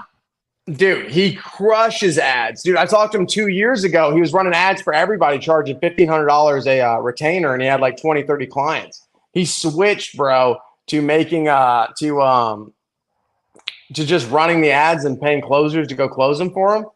Bro, What a difference. He showed me his reports last month. He spent like 15 grand on ads and made like 450,000 in commission. I mean, God, even if half of it sticks, that's not a bad ROI. Right. That's awesome. Dude, awesome. It was super sick to watch it. And he shared all the ads and stuff as far as like it goes with me and like all the information so I can like see it, you know what I mean? Compare it to whatever else is going on. There's a lot of people, like I feel like a lot of people's problems with ads is they give up just way too quick. Like Andrew Hamlin, me and him met up the other day. I showed him a couple of ads that I was shooting myself that were working. He went and reshot the same premise himself. Dude, and he closed 2 deals off his first $1,800, not to mention all the other deals he's probably going to close for follow-up, right? But, out the gate, $1,800, 2 deals, $900 commission, $900 cost per acquisition with $26,000 in commission. Not a bad ROI. In fact, a lot of people don't understand the ROI with solar. You always win. You never don't. The only people who aren't winning with solar are the people that aren't getting the money quick enough to pay their bills. And I totally understand that. Yeah. But 2 things. One, Andrew was on this one time, and it was fun. We were talking. He was on our Andrew Hamlin, right? Yep. Nice. He was in San Francisco when Bennett, my brother, and I met him when we hadn't even started a dealership. This is end of 2019. Get out of here. And he was recruiting us, and we were like, hey, maybe we should join his team. And we said, and then it just didn't work out. I don't even remember why it was. And then we went down to San Diego and started the dealership. But that's when we first met Andrew. No, right after that, huh? Yeah. It was we met. Yeah, out it was of here, dude. So we had a good chat when he was back on, or when he was on, and a couple of years later. Let's see. And then the other thing I wanted to say, what was it? Oh, webinar. I'm holding. This is my little plug. So we have one of our, because you're speaking of ads, you're talking about crushing it and people who are doing cool stuff. So a guy named Nick N-I-K, Nick Borelli. His team, they've been building there, and it's all virtual. He used to do doors, and in 2020 during COVID, they never went back to doors because they just decided to go all virtual. Didn't know where, like many of us didn't know if that was going to be which way to go. And they use CRMX, so should everybody else. And then here's James. Here's what's up. Hold on, I'm gonna pause the story. Everybody cheer for James. What's up, James? Wait, so what is it? I say his name 3 times and he appears. Is that I didn't know that. Yeah, exactly. Yeah, I'm like Beetlejuice. Whoa. Look at this. 2 people in a row. Taylor Armstrong, the solopreneur. We just had you both join, dude. James, I thought I was special. You're just spamming this out to everybody, huh? Dude, this is good stuff. That's right. What's up? This is how it goes. So James and Taylor, this is the first time you're on here, man. It's shameful. Yeah, that's shameful. I didn't even know what it was, but I just saw it. I saw Taylor join the live stream. I'm like, all right, it. Whatever. James, this is the first time you've been on Cigar Talk, right? This is the first time. No, You've been on before. one other time. Okay, I feel like, but we've talked in so many different ways I didn't actually know. So we've talked at events in our little scientist group, and then here. Mm-hmm. So okay, but yeah, I've actually got there's some people smoking cigars outside. Do you know Jared Bringhurst? I don't. Who's Jared? Oh, okay. He lives in Utah. He's been in the door-to-door space and shit for a while. Cool, nice. Well, let's do some intros. You guys heard an intro, and then I'm gonna share a webinar story about a client. James, introduce yourself just real quick. Who are you? Where do you live? What are you doing right now? I'm James Wood. I live in Houston, but I'm currently in Illinois. We're doing a blitz out here, so that's all this commotion we got going on out here. Yeah. What's it like having the best mustache in solar? Yeah, what is it like? I can't comment, and the mustache refuses to comment. So. Okay. Yeah, no comment. Got it. Sweet. Yeah, James is the Blitz genius leader in solar and sales. He knows his stuff. Everybody watching. Yeah, let me see what we at for the so in a week we 67 closes in a week today with about 20 people. Woo! There we go. Hell yeah. Trays are freaking Trey. Did you do stand up for any reason? Have you ever done stand up of any sort? It's funny you asked that. I know James, haven't you done stand up? I feel like I'm just building material. Okay. My life is a stand up routine. Yeah. So you just have to be around me to experience it. Yeah, James yeah. has the perfect profile pic, bro. He's just like, that is like it, dude. As far as like, if I was to have a mustache and I wanted to look cool at the same time, it'd be James Woods. It's not the perfect profile picture, apparently, because I can't get my blue check mark with it. So it keeps declining me. No, for real. They won't decline me. It's Dude, a fucking double-edged sword, bro. They won't accept me. I bet you anything. There's some executive in Meta that just doesn't like people that have a better mustache than him. He's like, Probably. dude, they just have AI that refuses that if it competes. That's So you all think that's if I shave it, it'll work? Yeah, exactly. Just shave it. It'll grow back in like 3 days. So we're good. Wait, have you guys have been on here for 2 hours already? Yes. You guys are going That's hard. how it goes. So James, this is how it usually goes, huh, Matt? This is like we talk. Everyone, like, you'll see. So like Matt's been in his car. He's been at a restaurant. Herschel's been to the cigar shop and then back to his garage. I don't know what. I don't know what. I just got on here to see the ninja's face, but apparently he's staying incognito. There he is. He revealed himself. Regular gummy, but it tasted like weed, so I'm not sure what's going on here. Wait, how many mushroom chocolates did you eat tonight? Ooh, fair question. One, actually. Fair question. A little microdosing. A little microdose. 1 gram isn't a microdose. I don't know how many times I have to tell you this, especially if you eat 4 of them. Can I flip the camera around? Hold on. Oh, there we go. What is that? Wait, is that the real stuff or is that the Amita whatever nonsense? No, this one is. Does that have psilocybin in it? Are we being recorded right now? Yeah. Well, I mean, we're live. Oh yeah. Well then. But you're in Oregon right now, right? Yeah, so I'm it's in Oregon, fine, bro. Yeah, there you go. Actually, James, you gave me a good idea. Last year, Brandon Hall, Josh King, and I were doing longest beard.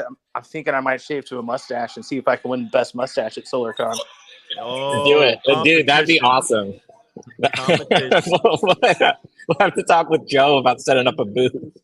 Let's do it. Hey, Taylor, introduce yourself real quick. You're driving, I know. Just talk though. All right, what's up, guys?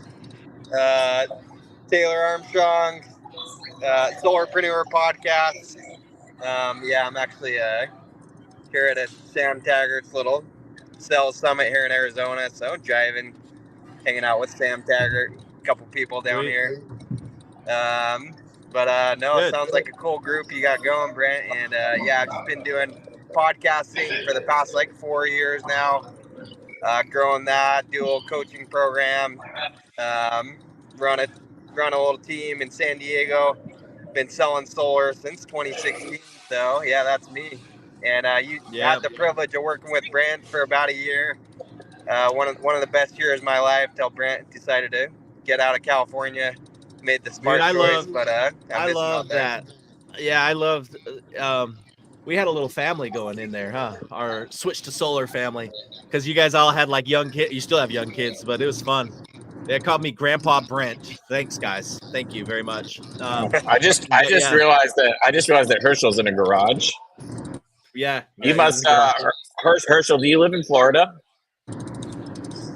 Yeah, so I recently changed Wi-Fi, and I only have 5G Wi-Fi, and my light bulbs on my back porch only take 2.4 gigahertz Wi-Fi, so I can't figure out how to stop them from blinking. So I figured I'd just come out here.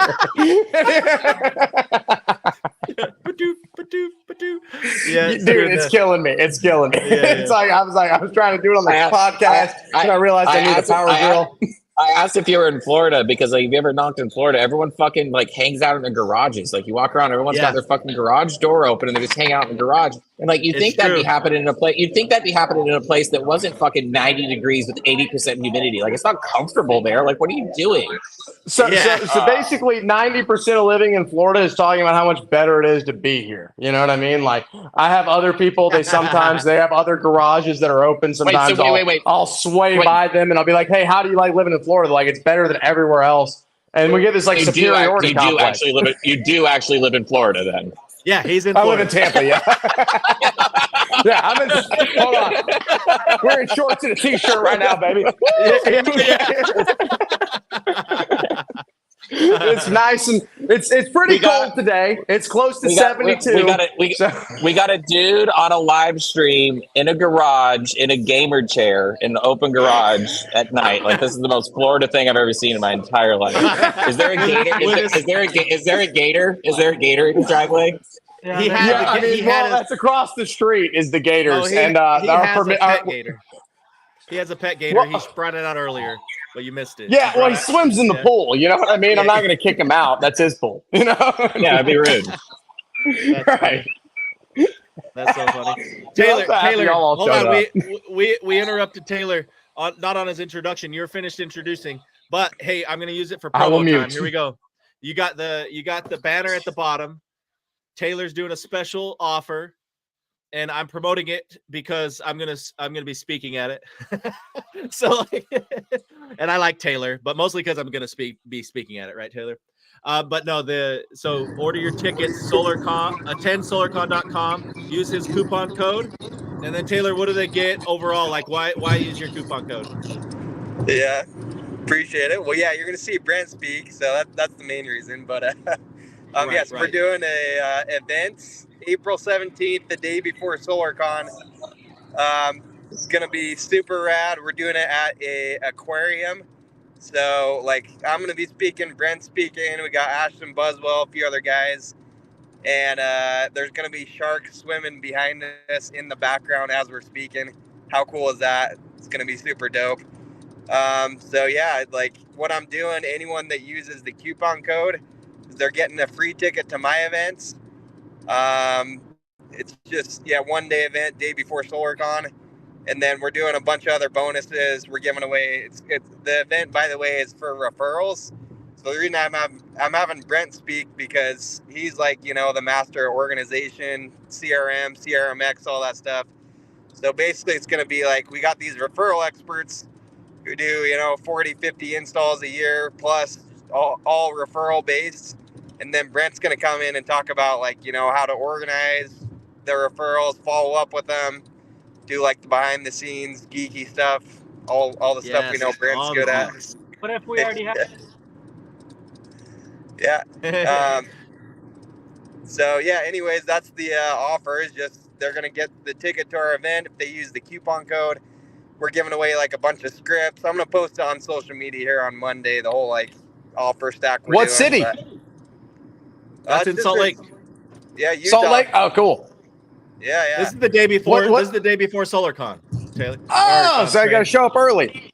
Yeah. So show up a day early. It's just a half day event. It's not like you're have to come in exhausted. You can come in, have a half day event, get pumped up. The networking already starts, right? There's your blinking lights. I'm a vampire, bro. I will just suck the energy straight out of you guys. So it doesn't matter what day I show up. Okay. But yeah, we have. So it's the 17th, and then SolarCon's 18, 19, 20. So in a month from now. If we already have a ticket, are we going, or you have to buy a ticket through your company? Well, you can buy a ticket. You can still buy a ticket to the event. Oh, okay. It's it's really inexpensive. Isn't it like $300, Taylor? Yeah, it's $297. Yeah. Yeah. So if you haven't bought a ticket, then obviously that's ideal. But yeah, if you have bought a ticket, still come. We got some VIP tickets we're doing and all that. So yeah, it's gonna be a good event, and then a bunch of other bonuses for those that haven't gotten their SolarCon ticket yet. So excited for it, and gonna be a good time. So hope everybody can join us there. But thanks for Taylor. How do you know when they purchased the ticket through you? How do they get a hold of you after? You just email a receipt of it, just to our support email, support@solarpreneurs.com, or you can just DM it over or whatever. But but they can just show up too, right? As long as they show up, is that a backup plan? Show up with their proof of purchase with your and then you can verify it, something like that. Yeah, they can do that too. Just show up if you know you purchased your ticket with Taylor's coupon code. Just show up. That's it. That's the best way. Yeah, ideally let us know, because we're gonna get you know, like badges and stuff like that. But right. Yeah, for food and everything. But yeah, and food registrations. Well, good, man. Yeah. I'm glad you're doing this. This is cool. I'm glad I'm doing it. It's a non-money making event, guys, just so you know. So Taylor's not trying to do this where he's like, sweet, I make thousands of bucks. He's gonna, if he's lucky, he's gonna break even. So like, it's not like he's about to pitch you a $30,000 package or something like that. Although you should. A buyer's a buyer, y'all. A buyer's a buyer. He's making millions off of this, dude. He's doing this whole event basically for a couple of dollars, and somehow he's making billions. Don't let him lie to you. Okay? This isn't to help people, okay? This is a joke. I'm just kidding. Yeah. Well, cool. Did you just get done knocking? Done knocking? Oh, no, you were at the event. Sorry, you're in Arizona. Yeah, we're in Arizona hanging out. So Sam Taggart's event. Getting a little meetup right now. Don't you have like 7? Don't you have 7 kids right now at this point? Yeah, pretty much. You got 7 children, bro? Good for you, dude. No, I'm giving him crap because every time I see one of his little ones growing up, they announce, "Oh, we're pregnant." You almost have 3, dude. Yeah, we just got chickens. We got 8 chickens at our house, so feels like I got like 10 kids now. Nice. Got 8. You got chickens? So yeah, call me Farmer Taylor. Wow. Get out of here, dude. You're in Escondido? Yeah, Escondido. Yeah. Was that like 3 hours from Tampa? 2 hours? Yeah, right. It ain't too far. to Escondido, Cali. Herschel. Yeah. So like 2 hours, 3 hours by like, super jet or whatever. By super jet. by bullet train. Like 2-3 hours, right? That's cool. Okay. Yeah. Taylor, Okay, I love your podcast. I actually had a question. Can I ask you a question? Is that okay, Brett? Yeah, of course, man. Yeah. Taylor, Ask him $300 a ticket. Yeah, only if you buy a ticket. That's what I wanted to know. Okay, I'm just kidding. So no, for real. You've been doing the Solarpreneur podcast for a long time. What's the most amount of views you've ever gotten on a single video or a single podcast? Yeah, probably like, I don't know. I think one of them's at like 9,000 views. So it's not like, it's not like awesome, an insane amount, but it's just like. It's not about it's not about how many. It's about who's watching it. Yeah, and we build up total views between all of it it's just a compound effect that's happening over the years. That's awesome. It's good stuff. Total views we're over 1 million total views now. Yeah. Whoa, 1 million? So, that's awesome, bro. But I mean, we're at like dude. 420 episodes too. So That's on the on the podcast specifically, just on the podcast listening. Yeah, podcast. Oh, bro, I love that, man. Yeah. I know I met you. It's the first SolarCon, bro. It's super cool to see you again. I know. So yeah, listen. Connect more. This is let me spell this out for everybody listening too, because some people don't feel like they can do multiple things at once, and I get it. You should have a focus, but Taylor's been mostly, 90% of Taylor's time is selling. Like he's the most consistent dude I know when it comes to, yep, this is what I do. This is how I do it. I sell, I train, I manage, I help people sell. He does it. He's a lot like James. But he also had this podcast going, and he's dabbled with trying to figure out how to monetize and do that. But then also he's like picture knocking doors, managing teams and running a podcast, and then running a family and coming home with kids and chickens. Like you can do a lot of stuff is all I'm trying to point out. And Taylor, you keep a good balance of it all. So that's awesome. Yeah. Thanks for doing the podcast, because we know you could just say, screw this. And I'm sure there's been multiple times where you're like, I don't want to do it anymore, but it's been helpful. It's the first podcast I listened to learn solar. You know that. I always tell people that. I'm like, when Bennett told me, hey, I want you to help with some solar stuff, I was in Idaho and I'm consulting clients and doing that. I was like, okay, I got to learn solar. I look up podcasts and I go, which podcast should I listen to? So I'll listen to this. And we didn't know you. Bennett didn't know you at that time, right? And so he's all, listen to the Solarpreneur podcast. It's a good one. So I went and like I was mowing lawns, trimming my lawn, like my own lawn, right? I'm just sitting there mowing. I'm listening to the Solarpreneur podcast. And literally, a year and a half later, we're working together on the same team. It was awesome. It was so cool. I was like, no way. It was pretty cool. Yeah, full circle. But I love that story. Yeah, Brent's teaching me the marketing stuff, so yeah, I'm trying to monetize it a little more. I got some coaching clients, things like that, but yeah, I'm learning from Brent how to be a little better with the marketing and monetization because that's what I don't know as much about. But hey, one step at a time. What's been the most forget the money, I know of course money's super duper important and that's the most important reason why we do all the work. Like as far as like helping all these entrepreneurs, because like how Brett was just talking, you helped him before he even knew you, bro. Like for free, you helped him for free. You don't even know you did, and like it helped him so much. I'm another one of those people, bro. I was listening to your podcast way before I met you. So like, what is like as far as you go, what do you think you're getting the most out of from your podcast? Is it the fulfillment or the money? Yeah, well, no, I think like indirectly it makes money. Because that's the thing, even if I'm not making direct money from it, just the knowledge I've gained from doing the podcast, interviewing guys, like I know for sure it's made me tons of money through my own sales. I get recruits from it. So there's and you're still selling solar yourself? Oh yeah, like I'm out dope, bro.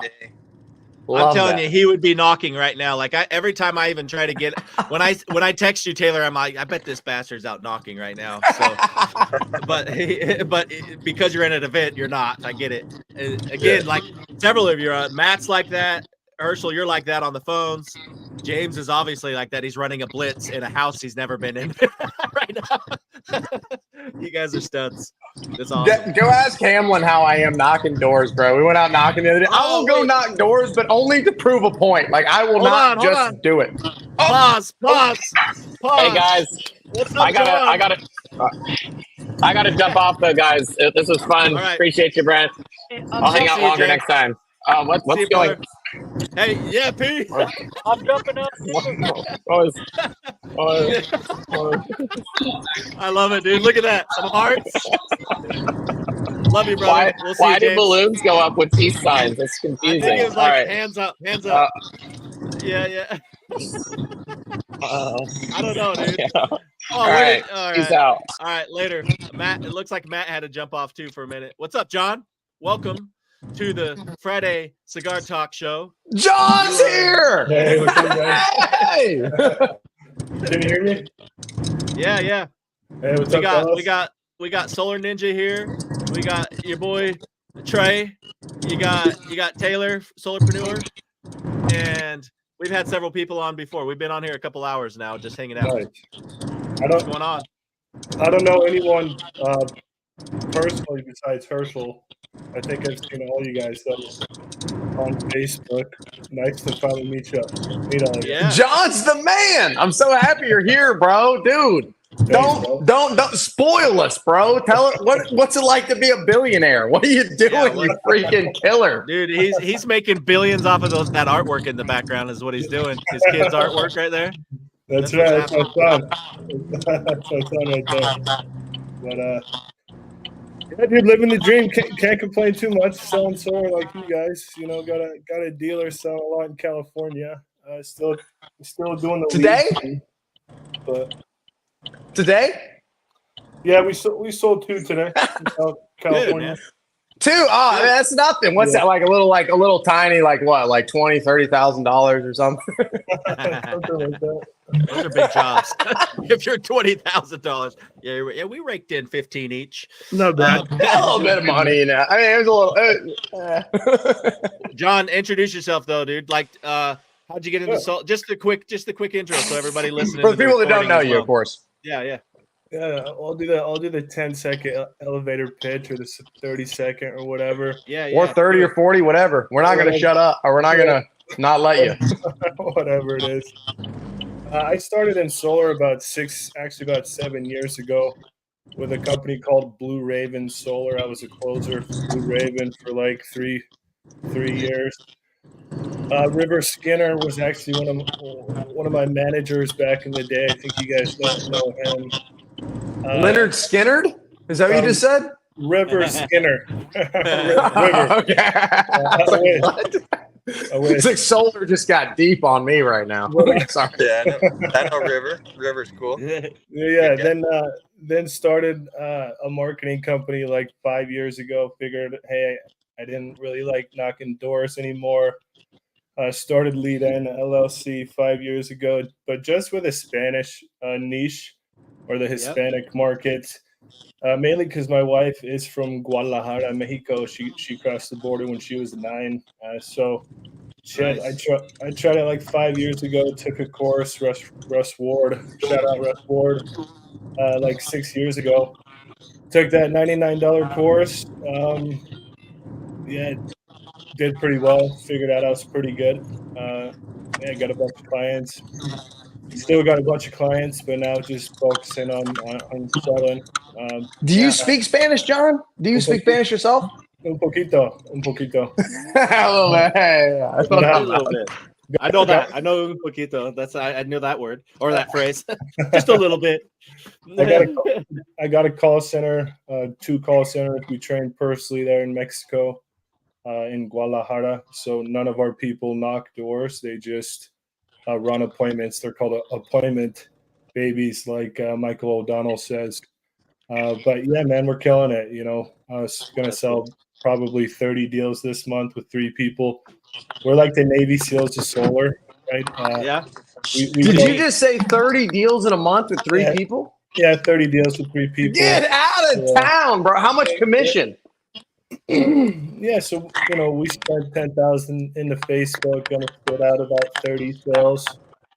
So on a per commission basis, we're selling in California. We're selling at a PPW above a 6, trying to get above a 6. So our average per commission deal is right around 10,000, but then you have to split that. I split that 50-50 with our reps, so we're making like 3,500 to 5,000 a deal. Yeah, which is pretty good, if you don't have to. Fantastic. Yeah.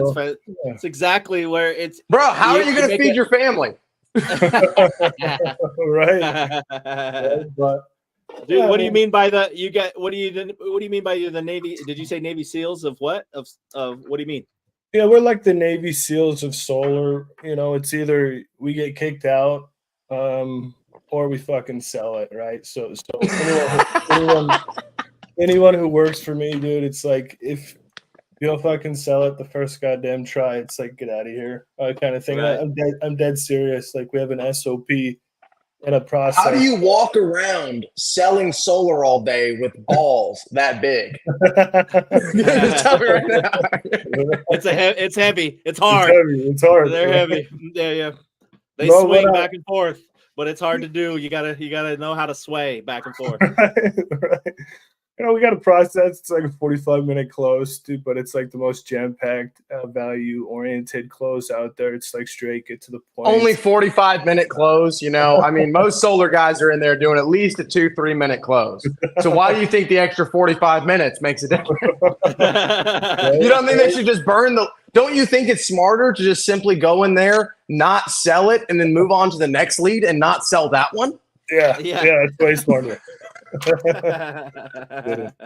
John, what do you, I mean, to give everybody an idea, what do you feel like is the secret sauce for you?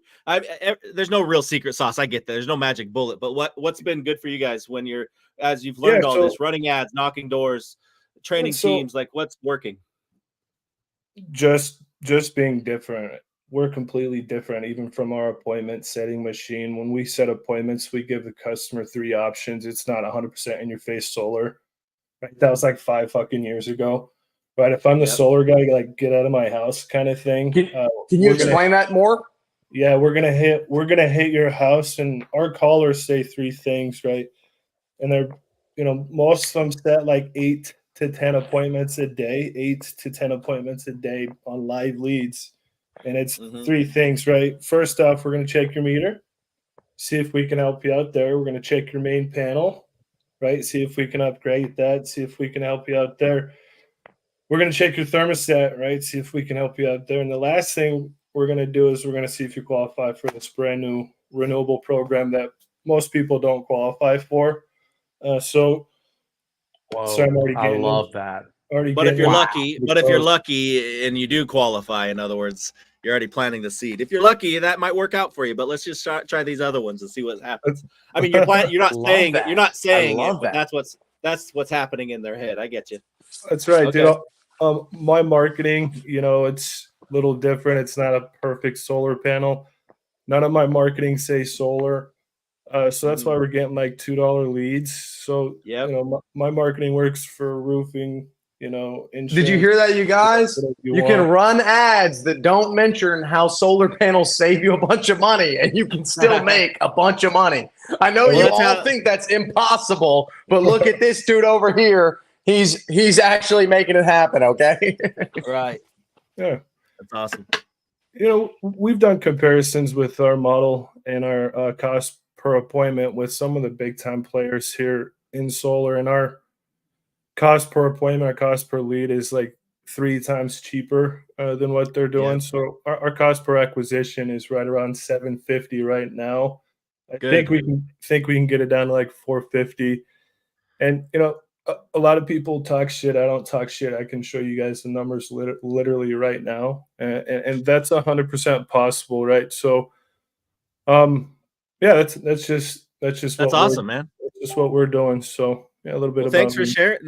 Thanks for sharing. That's awesome. People just need this show, just to give you an idea, everyone, like obviously when we're talking just cigar talk, we're just introducing everybody, networking, seeing what everyone's doing for success. You don't have to be in solar, as John just pointed out. You just need to understand a little bit of marketing, get really good at it, but you need to understand just the basics, fundamentals of marketing. In my opinion, which is always being different. Marketing is not trying to do what everyone's doing. You're trying to find your honey hole and the thing that works for you. And then if you can scale it. But many times you don't. This is how I've seen it. And I like studying other industries and then bringing it in to what you're working on, because usually other industries have figured out in their world, and you can pull from it and be like, oh, I see they're not talking about their product. They're talking about this approach, and then they bring their product in. Like that's not new. That's not new. It's all, nothing's new under the sun in market, or nothing. Yeah. New under the sun in marketing. It's all the same old good David Ogilvy shit, like it's all the same stuff. It's just, you got to dial it in. So it's cool to see. Who is that? Someone like you doing Ogilvy. Yeah, bro. I haven't heard that one yet. Go read it. And I normally know all of them, so I'm really shocked. No, now. I'm not. That, I don't mean you should know. And I learned the same way. So anytime you talk, I start listening. You know what I mean? Because I know Brett Attaway is a bajillionaire, and I want to listen to him. Right. I wish I was. But close enough. Seriously, go ahead. The Frank Kern was my mentor, like literally my mentor. Not like, so Frank Kern. Like, Frank Kern specifically? Like, you know him? Oh yeah. That's beautiful, dude. I love that, dude. If anybody doesn't know Frank Kern, they used to be partners with Grant Cardone. If you don't know who he is, which I'm sure you do if you're following Brett. Well, and Cardone partnered with Frank because Frank has a reputation. Because Frank's the best. He's huge. Frank's one of the best there. He's one of the first ClickFunnelers, right? He was one of the first Comic Club winners. Oh, not even just that. Like, so Russell learned from Frank. Really? Yeah. And Russell learned from Dan Kennedy, who Frank and Dan. Love Dan Kennedy. He's only Dan from Alex Ramosi, so only reason I know him. Yeah, trace it back. So everything we're learning now traces back through Dan Kennedy. And then you watch Dan Kennedy, and who's Dan Kennedy studying? Ogilvy and others. And so you trace it backwards, and you can go all the way to 1800s, and you start studying all this stuff. And it's insane. One of the best. There's just some. You just start learning all these things, and then you can go all the way back in history, and then start applying it to now, and you just keep recycling it. It's pretty cool. And so what John's doing, I've seen. I don't even know what you're doing overall, but John, just by way what you're saying and why you're different, is because you're doing stuff that most people recycle shit. Is how I call it. Like, they take stuff and they think it's working, and so they're like, oh, they're running ads. I'm just going to recycle that. And the problem with that is it's not going to work the way you think it's going to. Not every time. You're late to the game. You're late to the game. Well, by the time you saw it, you were already late to the idea. Right. And then it's just, and then what you're doing too is you might be modeling like a solar exclusive or a prospect bacon, which keep in mind there's nothing wrong with that. Of course, use them. That's fine. Use them if you want to get in and kind of don't want to figure out ads and marketing. That's fine. But see, they're trying to do something at scale as an agency, and so they're making a copycat model. They're not in the game of figuring out. They'll try to be unique about once a year, but they can only scale so much if they're always changing their ads for thousands or for hundreds of clients. So they can't. So you see what I mean? So everybody wants to model their stuff, and it's not the way to go when you're trying to build your own, is all I'm trying to say. If you're trying to build your own, and you don't have to build an agency. I'm talking about, how many people did you say? 3, John? Like you can build, you just build a small team and know your stuff with marketing, and you can just dominate your own little niche. And if you want to scale, then fine. But you can earn millions just doing that before you ever think about scaling. I don't know. What I'm saying is most people think that they have to only stay selling, but they have this dream in your head. If you're one of those people who are like, but I want to like build a company I can sell, or that, you have to get out of the only sales mindset. You have to start becoming a marketer, a business owner, a leader. You have to start thinking ahead. And as soon as you do that, it's like you never know how to go back. I've never known how to go back and sell the way that I used to. Now I sell smarter. I always market harder, so I don't have to sell anymore. I just have to talk with people. So they just beg you for it, Brent. They just want what you got. It becomes irrefutable that you have. Like, I like what you're saying, bro, because you become the only person that has the specific solution they're looking for. It doesn't matter what you charge anymore. It only matters what the results are. It doesn't matter what the price is. Well, here's the only one that's not going to rip them off, because you know what you're doing. You're the only one not trying to sell them on the first interaction you have with them. That's usually what it is. And I say interaction, I don't mean a personal one. They've seen you, they saw your ad, they saw your video, they saw a little bit of this, they saw a little bit of that. And then of course you're closing the low-hanging fruit. I get that. Like, you might get on the phone first time and you're done. You're closed. They're closed. But don't make any mistake that you're never that good. John's not that good. Trey's not that good. No one just closes without. What they've done is the low-hanging fruit has done their research, they've kind of like, they already wanted what you're about to offer. They've accepted the result you're about to sell them. Like they've accepted that it's going to be what it is. And then when you tell them what you're going to deliver and what you're charging, they understand the cost and they don't feel bamboozled, as opposed to the old style of selling where you try to like confuse them and you give them as little information as possible. Yeah. The minute you try to do car salesman approach, which isn't a bad approach for cars, but if you try to bring that into something where people, it doesn't work on business owners. It might work on simple consumers that could care less, but it's not going to work on somebody who's really interested in making money off of their investment in their money. Correct. Yeah. Right. Yeah. At least in my opinion. We say solar like one time. Yeah. You did that's what I'm saying. You say solar one time? One time. So I know you've been dominating Spanish, bro. And the fact, like, I literally, until this phone call right now, I had no idea you didn't speak Spanish. Like, that just blew my mind, dude. And like, because I know you've been killing it, and I've been trying to kind of emulate it over here because obviously Florida's a huge Spanish market. Huge. So I'm super happy you jumped on, bro. Like, I'm more excited about if nobody else listens, I did. Okay, like, I'm super happy. Yeah, she speaks the Spanish, so she's the magic trick. She helps me. Oh man. Well, you know, any good man always gives so much credit to his wife, right? I mean, I have the best one in the whole world. So, I mean, I only feel sorry for you guys. You know, I'm just kidding. That's right. John, how many kids do you have? Is she on here? You have how many? I got one kiddo. I got one. You got one kid, bro? One kiddo. Your What's his name? His name's Liam Soderberg. Yeah. Liam the artist, bro. Look at that. Is his whole name William, or is it just Liam? Liam Michael Soderberg. You named him actually Liam, not William it's not his nickname, huh? No, it's Liam. Come here. I love that, dude. Is he here? Yeah, it's him. Yeah, he's right here. What's up, Liam? Buddy? Your dad's a genius, huh? Your dad's like super smart and stuff, right? You know that? Say what's up, dude. How's it going, Liam? I'm one of your dad's customers. We're checking out your art, Liam. Which one's your favorite that your dad's hanging behind you? Which one you like the best, bud? Huh? I'll show you.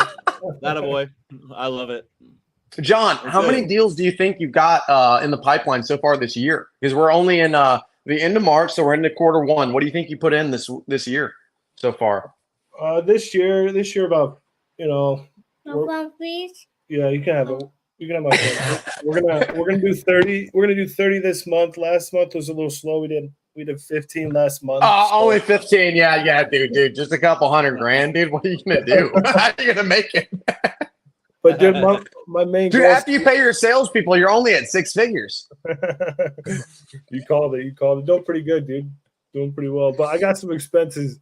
But dude, my main goal is to get back to 50. And this is all paid ads, right? Just so everybody if anybody does stick around to watch, so they know, this is all paid ads is the only marketing source you've used. No door knocking, no cold calling, right? Yeah, no door. So you're legal all the way till you're legal forever. Forever. All TC. What would you say is one of the biggest benefits of doing? Because I personally, I do cold calling and I do paid ads, right? And I'm sure a lot of people see my paid ads and stuff. Yeah. And obviously, it's cheaper for me. But you see, when I say cheaper, I'm talking $700 a deal. But you've been showing me numbers, bro, at like $300 a deal. So if you want to share anybody the secret sauce on this stuff, bro, I mean, obviously, I'm all ears. So I'm listening now. I'm just going to ask you publicly, okay? Why is everybody that runs ads give up so quick? And when do they? Because a lot of people don't understand too. Like let's say you get 6 deals off of $3,000. That's a $500 cost per acquisition. A lot of people don't understand, and that's what I was saying now with Andrew, which he understood, is that it might take $3,000 and those last 3 deals or those 6 deals you were looking for come in at the last $1,000 and you didn't make anything off the $2,000. You know what I mean? You don't know when those deals are going to show up. And so many people, I feel like, turn off their ads at $200 or $300 when they haven't gotten a sale yet. What do you think about that, John? Yeah, I mean, let me close my door real quick. 1 second here. But, anything you need, bro, Mr. Millionaire. Yeah, private, tell us. That's a great question, right? I think don't let anybody. Hey, look around real quick. Nobody's listening. Nobody's listening. I mean, I think when you first start out, you want instant results. I think we live in a time with instant gratification, and you don't have any patience, especially in something you don't really control to an extent, right? So you have to wait at least 7 days for that ad to mature correctly, for it to actually optimize correctly. You have to spend. That's something I didn't know right there, bro. I mean, I never even thought about that. As we've been talking. 7 days. I mean, it makes sense because it says that, but I didn't actually. Dude, the best part about you, and that nobody understands whenever they're wanting to run ads, because everybody will sit there and talk about ads all the time, and they don't understand. You are never going to learn ads until you start spending money. 1,000. If you do not know how to go to the casino and bet your money on it, you're not going to win. Sorry, I cut you off, bro. John, we just have to shut Herschel up when he gets excited. But you just have to. I'll hit mute on his mic. You're about to share the secret sauce, and then he talks again. No, hold on. I'm just kidding. All right, I'll mute myself. Sorry, guys. Biggest secret that I've found in the last 5 years of winning like really solid ads and running and winning ads that really perform well. I think if you talk to 99% of my clients, that they're very, very, very, very happy. And it's because we've stuck to one thing, right? We've stuck to one ad copy for the last 5 years, right? Literally, I have not changed my ad copy for 5 years, right? So my advice to everyone else is if you find that winning ad copy, don't change it.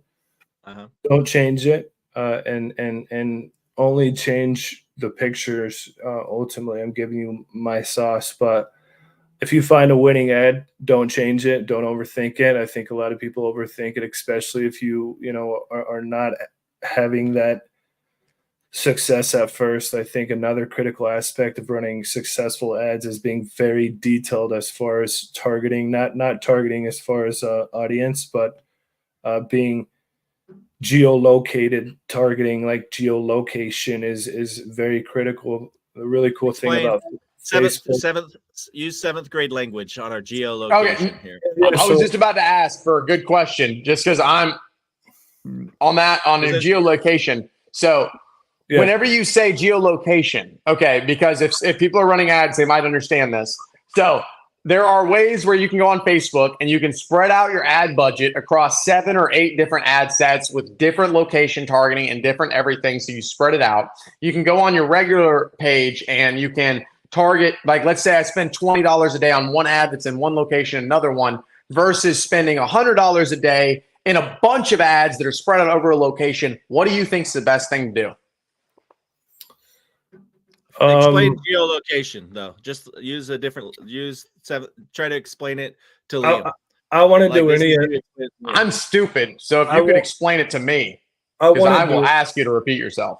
I want to do any of that, Herschel. So geolocation is running an ad in an exact area based on radius or based on zip code or based on a very specific area that that's good, right? So one of the biggest things you don't want to do in a state like Dallas, Texas, or a full state of Texas, or anywhere in Texas, especially DFW or Houston, is just to pick a spot in Houston and do 30-mile radius. That's probably the worst idea you can do because but that is geolocation, though, just to be clear. That is one way of doing it. So what are you talking about? Yeah. So what you truly want to do being smart about it, right? Is that what you're saying? You want to get specific. So if you're running ads, you want to get specific to the mile radius. So for real? 1 mile radius on Facebook?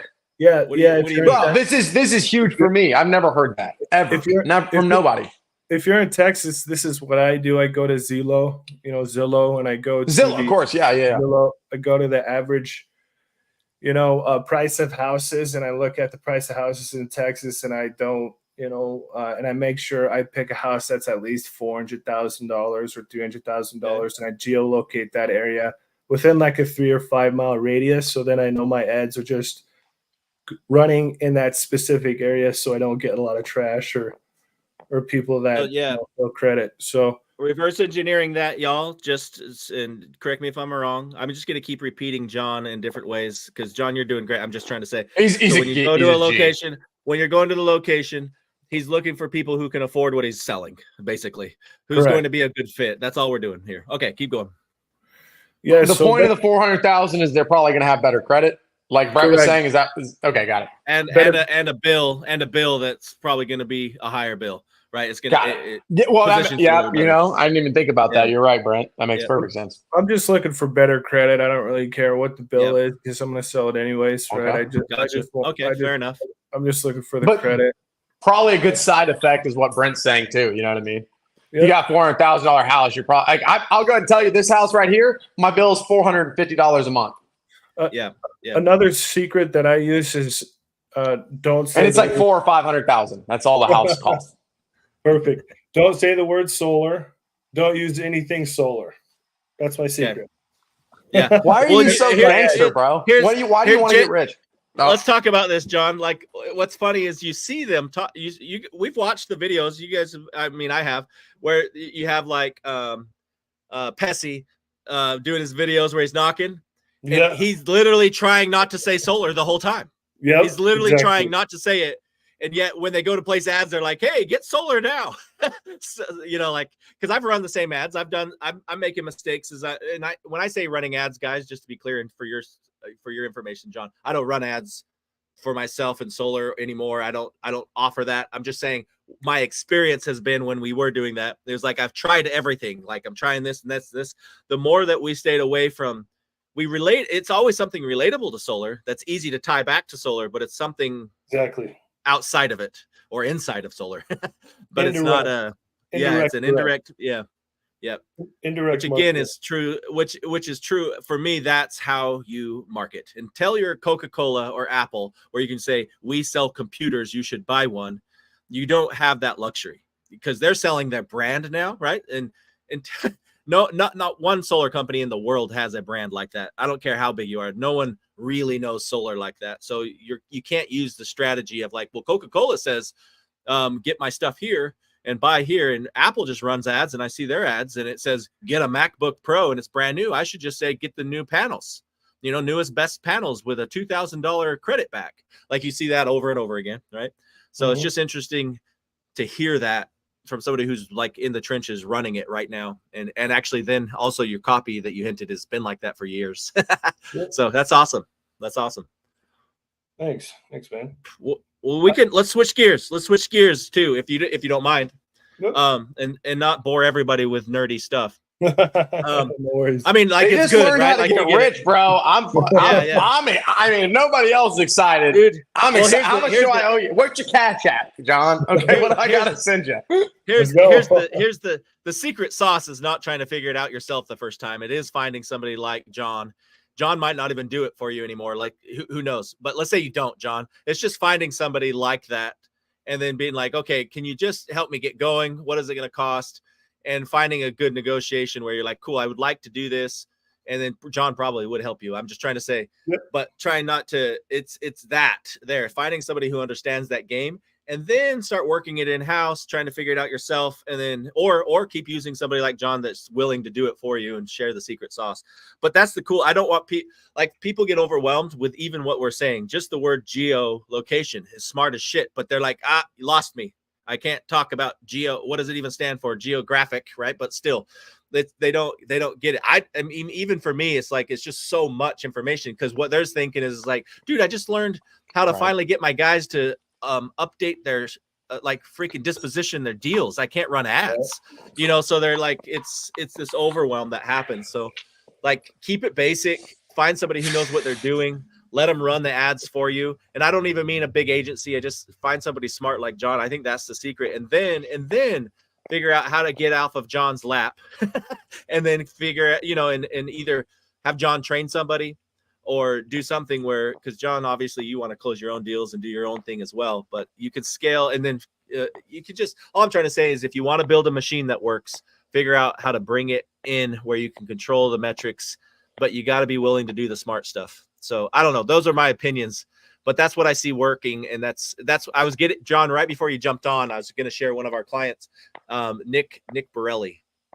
We're going to do a webinar next week on Thursday. What time? I think 4:00 Central. And literally he has, cause he uses CRMX. Of course I'm promoting CRMX, right, John? But like the point is they are crushing it. Doing one, I talked to him today. I was like, okay, what are we going to talk about on the webinar? He's like, dude, I mean, and he was saying boring shit, which is true. It's still boring though. He's like, well, honestly, like to scale where we're at, because they're doing they're about to hit 100 installs a month. Installs, not closed deals, installs a month, and they've built the entire thing out of one on system. CRMX. Yes, but CRMX is just a tool. Okay, like no, I got to back up. Of course, it's not the reason they're getting all those deals, but it's a tool that's helping. It's a tool that's helping, bro. And that's why I'm doing it. I mean, selfishly, I'm running the webinar to say, hey, use CRMX. Hey, what do you do when you're not being modest? But well, the point is this: he's talked about culture and building a team.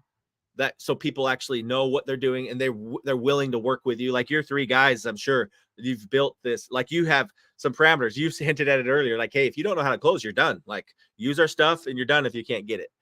But that's your culture. You're building a culture, whether you like it or not, right? Like that's the essence of what you're doing. And then you're using your SOPs on top of it, which is your systems and processes. And then you're using tools and you're just tying them together, trying to figure out that perfect thing.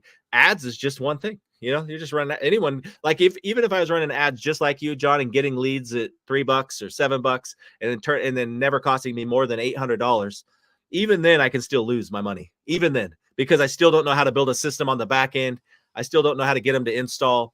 And these guys have just crushed it and watched it. He has another guy on his team who's just a numbers geek. It just metrics and everything and watches the numbers really good on the post sell. And they make sure everything, they have a gifting process, a referral process, which is, by the way, what we did as well. And as soon as you get to that, is the worry stops being, how can I get a deal today? It starts being, how can I take all these deals and not lose them and not lose control? And it's building the team around it. It's building the culture around it. but then also building the bigger thing that he's talking about. He's ultimately, dude, it's we have stopped and made a system out of everything so it can be predictable and it can be consistent. And so we can plug people into it and not rely on somebody's like personal skills only, right? So it's pretty cool to watch what everybody's doing, because you can do it at the level you're doing. You can do it at these large scales. Not to say that you're not doing a large scale. Obviously 30 with 3 peoples is tremendous. 30, 50 deals. I'm sure when the season gets higher, you're going to be closing 60 deals and so on and more. I get that.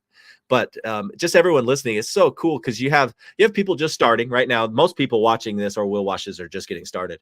There's a few, though, that have businesses, have a small team. They're out knocking doors usually, but they're also dabbling in call centers. John's just doing 30 a month, dude. That's like only like $400,000 or $500,000 a fucking month. That guy's barely that's what I mean. Even, okay. Well, John understands. I think he gets where I'm coming from. I'm not saying John's small. a freaking G. I don't think John cares what anybody thinks of him at this point in his life. No, you shouldn't. I've seen that online. You're very good about being like, you're just like, okay, anyways. And I've actually noticed you screw your money, bro. How do I get your muscles? John's pulled away from social media. Yeah, I've seen you pull away from social media. Actually, yes, I have. It's because he got rich. He didn't need it anymore. He's sitting there running everybody else's ads, making them rich and getting complained to about his appointments. He's like, what if instead of me working for these people, they work for me? And then he understood what every solar marketer that makes actual money finally realized. Because the money's in the consumers that don't have to pay for the stuff for 30 years. That's literally what I did, honestly. You know, like about a year ago, I just said, fuck that. I'm tired of people like bitching about my appointments. I know they work.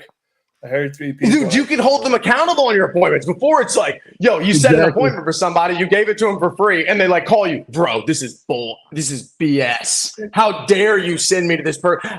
How dare you send? They had trash all in their living room. Like you knew that. You know what I mean? Like they're hoarders, right? And now it's like, hey, John, I'm really sorry. I only closed that for $4 a watt. I'm super sorry. I hope you give me another appointment tomorrow. Nobody understands why no marketers want to work for them in solar, bro. There's no money in it. Once you know how to market, you're the winner. The best marketers are called business owners. Or marketers turn business owners fast. Right, you own the sticks and the shovels like the 49ers, right, back in the golden days. Yes. That's when you really, control. How tall are you, John? I'm like 6'3". I'm like 6'3". Are you really? I thought so, bro. Okay. I'll say this: a lot of people. Do you think your height has anything to do with your call center? You have an unnatural advantage, bro. That's why we can't do it. I do. John, it's okay to tell Herschel to shut up. That's just, you have to tell him to shut up. A lot of people don't like some of my remarks in social media sometimes just because I'm kind of straight to the point and I'm kind of a dick. I'm not going to sugarcoat it, but I am real though, right? I am real and I do tell the truth. So but a lot of people kind of got butthurt about my social media posts, so I've kind of stopped doing that. But it is true. It hurts looking at a winner, bro. Yeah. It really does. I'll tell you, it's painful. Social media. Yeah. I've had to learn to not be the. I am a good dude. I am a good dude at heart, but I'm not going to sugarcoat things, right? And and I've really helped some of the biggest organizations in solar grow rapidly in states they haven't been in. So I do know what I'm doing, right? And I do truly care about what we do. So that's awesome. I don't mean to hurt anybody's feelings, and I think I have sometimes, but that's just who I am. So no, dude, let's talk about that for a second. Not you specifically, but like social media, and it's okay. Like I've had to learn. For me, I had to choose that. I was like, okay, John, if you didn't know, I come from I've never knocked a door in my life. I've never done social media, I've never done solar before 2020. Okay. So like I've never sold anything door to door, anything like that before. I came from all the online marketing, selling courses, ebooks. The early days of like selling an ebook for $27 and like people were buying thousands of those, right? Started a fitness and nutrition program with my wife, that kind of stuff. So I was selling, in other words, information marketing. Okay. And so when I was learning all that, it was like I could hide behind my keyboard and my desk, and I loved it. And then the more I got public and I like write a book and I start doing more, right? And I'm like, I know that world. I had to make that choice because, dude, I was the grumpy old man. I was so, and I still am a bit, but I'm not very nice. I'm super blunt. And thankfully, Christy, my wife, we've been married, 22 years, and it's taken 21 and a half years to get her to soften me up. And but it's funny because I've had to like back off and just be like, okay, I will just post advice and be nice. Not that you should. I'm trying to say there's like these paths in social media that like you can't, like, if I was really saying how it was, I think people would just be like, what a dick. And it's people don't want to hear that because it's all on social media. It's a different environment of feelings getting hurt in really lame, stupid ways. But that's probably why we would get along, you and I.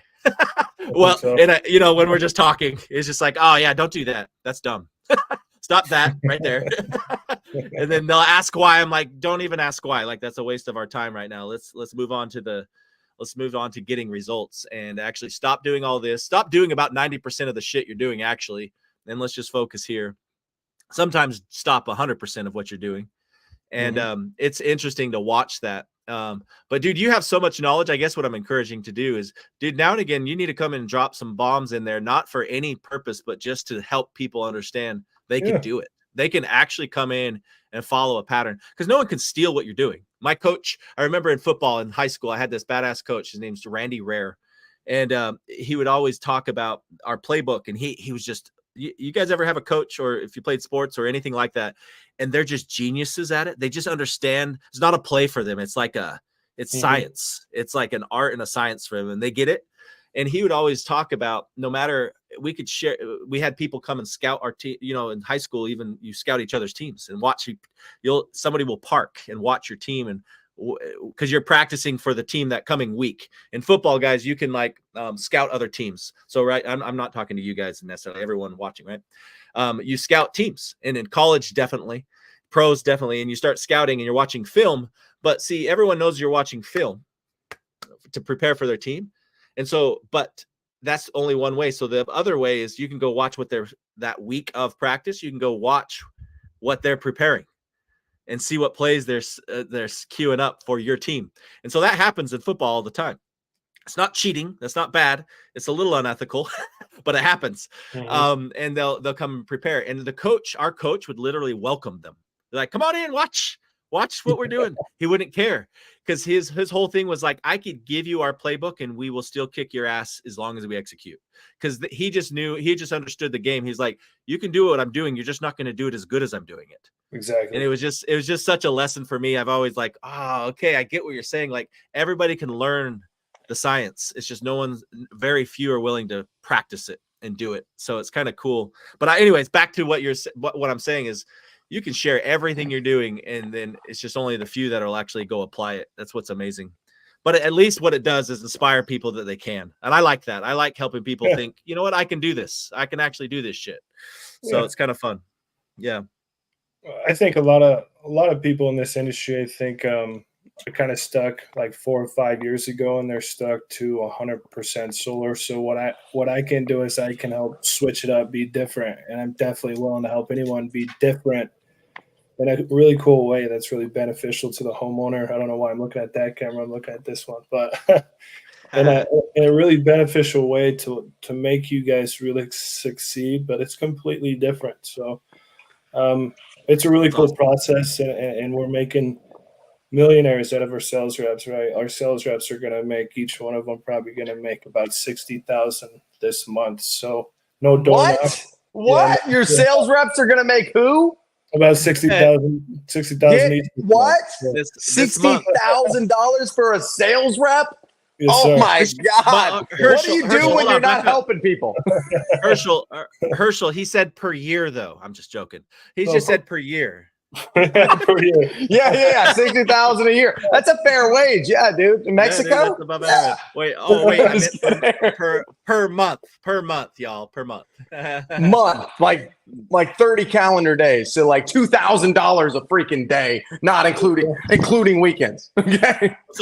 What's up, Wesley? What's Is up, Wesley guys? John? Do you know Wesley? You know Wesley? What's up, brother? What's up, man? Sorry, I was literally in the middle of my workout. Yeah, me too. Oh, so happy you made it, bro. I'll mute myself because I never shut up. Came on for you, Herschel. Yeah, what's up, there we guys? go. What's up, bro? Oh man, Dude, Wesley and me just shot a podcast. We're gonna be releasing this week. We shot it at yeah, super excited. The cameras weren't working, so I just filmed it on my phone, but it still looks super dope. But obviously the important part is not the visuals, it is the information. Wesley sold, I mean, he's doing right now on a slow week, he's doing like 10 to 15 a week off of like 5 to 10 Mexican agents right now. Is that right? That's pretty much correct, yeah. Wesley's helping me on my call center right now, so I'm super happy to have him here. And hey, I just want to tell you guys, because I talk so much, I'm going to go ahead and shut up, put myself on mute. Wesley, I've had to tell Trey to shut up like 9 times tonight because I like to. But Wesley, just so you know where you're getting into, Cigar Talk, we literally talk about anything. Seriously, anything. Family, business. Of course we talk business, but it's like networking outside of the boardroom, dude. So we banter, we give you shit, you give us shit, we have fun. We've been on here for 3 hours. In 30 seconds we've been on here 3 hours. I can see that, yeah. But there's been like 9 other people in here just bantering back and forth. We had Matt, we tried to get Matt to do jumping jacks and get people to do jumping jacks with him. That's it. So there's nothing, don't be official, just we're hanging out, that's all. So introduce yourself. Yeah, introduce yourself. Hey, fellas, real quick, I got to head out. My wife's knocking on the door. All But right. Wesley, John, dude, thank you so much for jumping on, bro. You're welcome. Talk to you guys later. Thanks, you. John. Dude, later, bud. Please. Thank you. Yeah, Wesley, what's up? Tell us about your Wesley! I'm your biggest fan, bro. I'm here. No, I mean, Brent, I don't think we ever talked, but I mean, yeah, you know my name, but yeah, I've been in the solar space for like 3.5 years, something like that. And I started out as the 19-year-old kid that came out of high school in Holland, actually, not even in America, and bought a course. Started fucking around with Facebook advertising, and then first I did it for car dealerships, didn't really work out. Then actually ended up starting a company in Canada for the same stuff with credit applications that I sold a part of, and then after that I got connected into solar, and then fucked around and found out for like 2 years and did ads and stuff. And that started kind of tanking at some point, and then I started working with these call centers in the Middle East and stuff, and I started just brokering out appointments and making some money with that, but you get a lot of refunds, people aren't happy and stuff. And then I was sick and tired of it, so then this year I started my my own call center, and everything kind of lined up in the right ways where I knew what to do based on what I saw happening in these other call centers, and I knew what not to do. And I built that, and it's been going very well ever since. Awesome. Where do you live? I live in Tampa. I live close to Herschel. Oh, nice. Yeah. Bro, he's like 15 minutes. He lives like 15 minutes from me. That's right. Good. I do. I'm Facebook. I'm up in the Panhandle, like right okay, here. I like that. I like that area. North. Dude, we'll like go road trip one of these days. Oh yeah, I'm an hour north of Panama City, up into the country. Nice. So that's a perfect spot to be in. Yeah, it's a good place to live. But yeah, that's cool, man. Okay, so you're like 24. Two. Oh Dude, this kid's a baller, bro. So it's funny. I try my hardest with math. Random thing is an introduction to Wesley. So I just met Wesley a couple weeks ago. We met up because he'd been following me on Facebook, and he wanted to know how my call center was going. We meet up and we compare numbers, and I'm like, bro, I want to know how your call center is going. And so Wesley's been coaching me for the last 2 weeks. I've been paying for coaching with Wesley.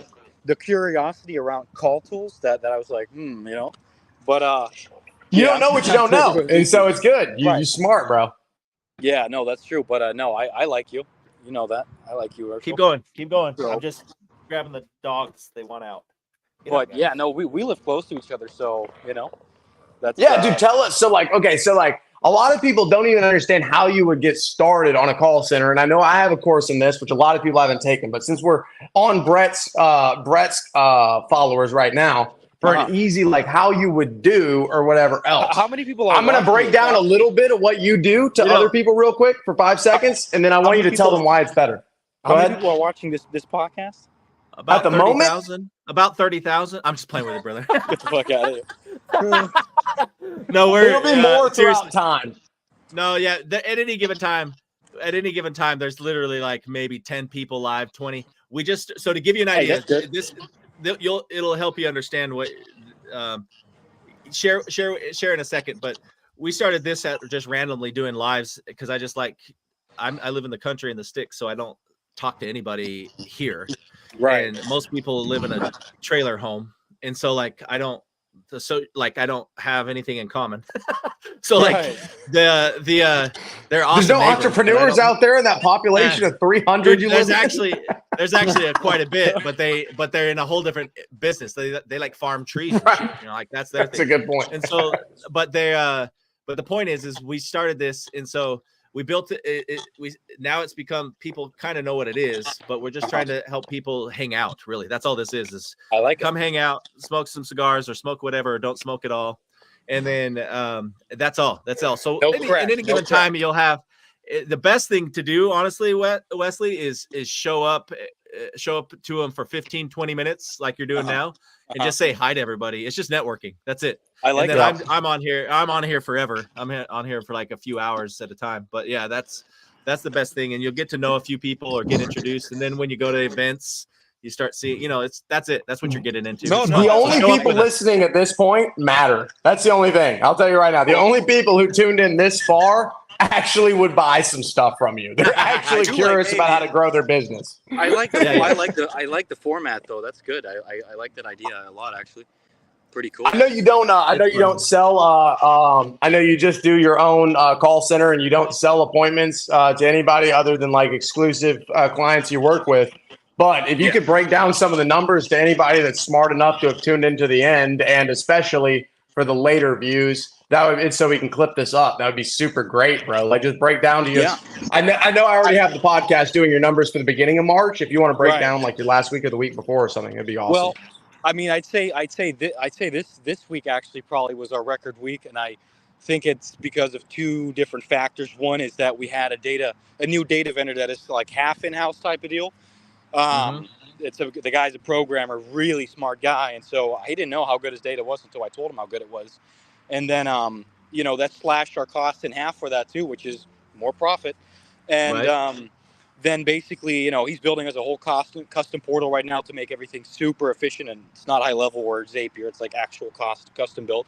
But yeah, like this week, most days we were doing, I don't know, like 25 appointments a day.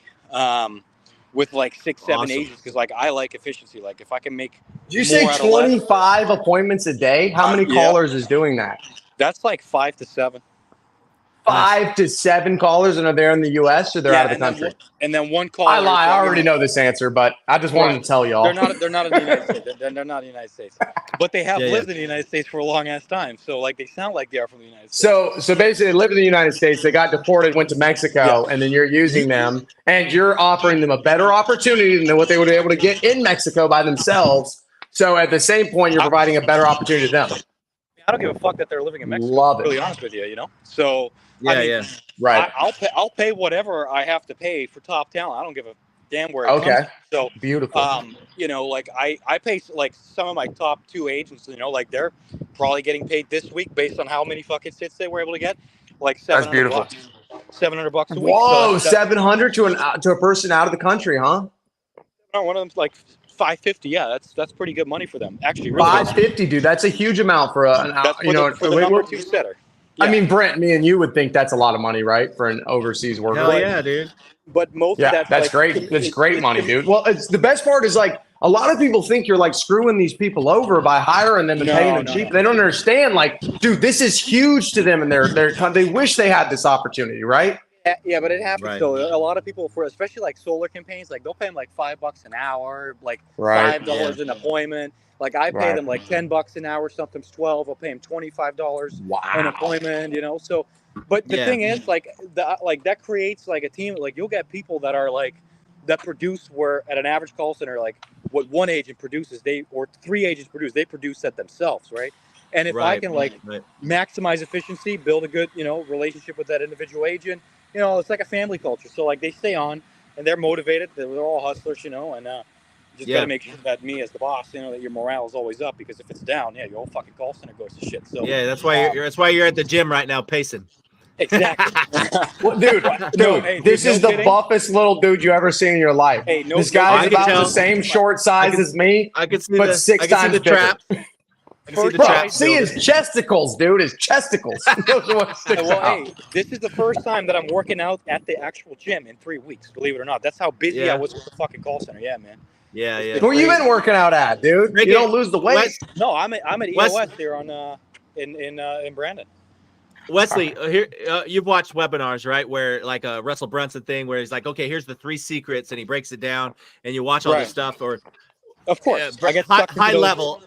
Yeah, Yeah, high level of that. If you were running it in when you start, now that you're 22, you start at a call center. You've learned some of the things. You're still learning, of course, but like, right. if you were to had to break it down in a high level thing, not commissions, not metrics, just like what are the steps? First, do this. Second, do this. Third, do that.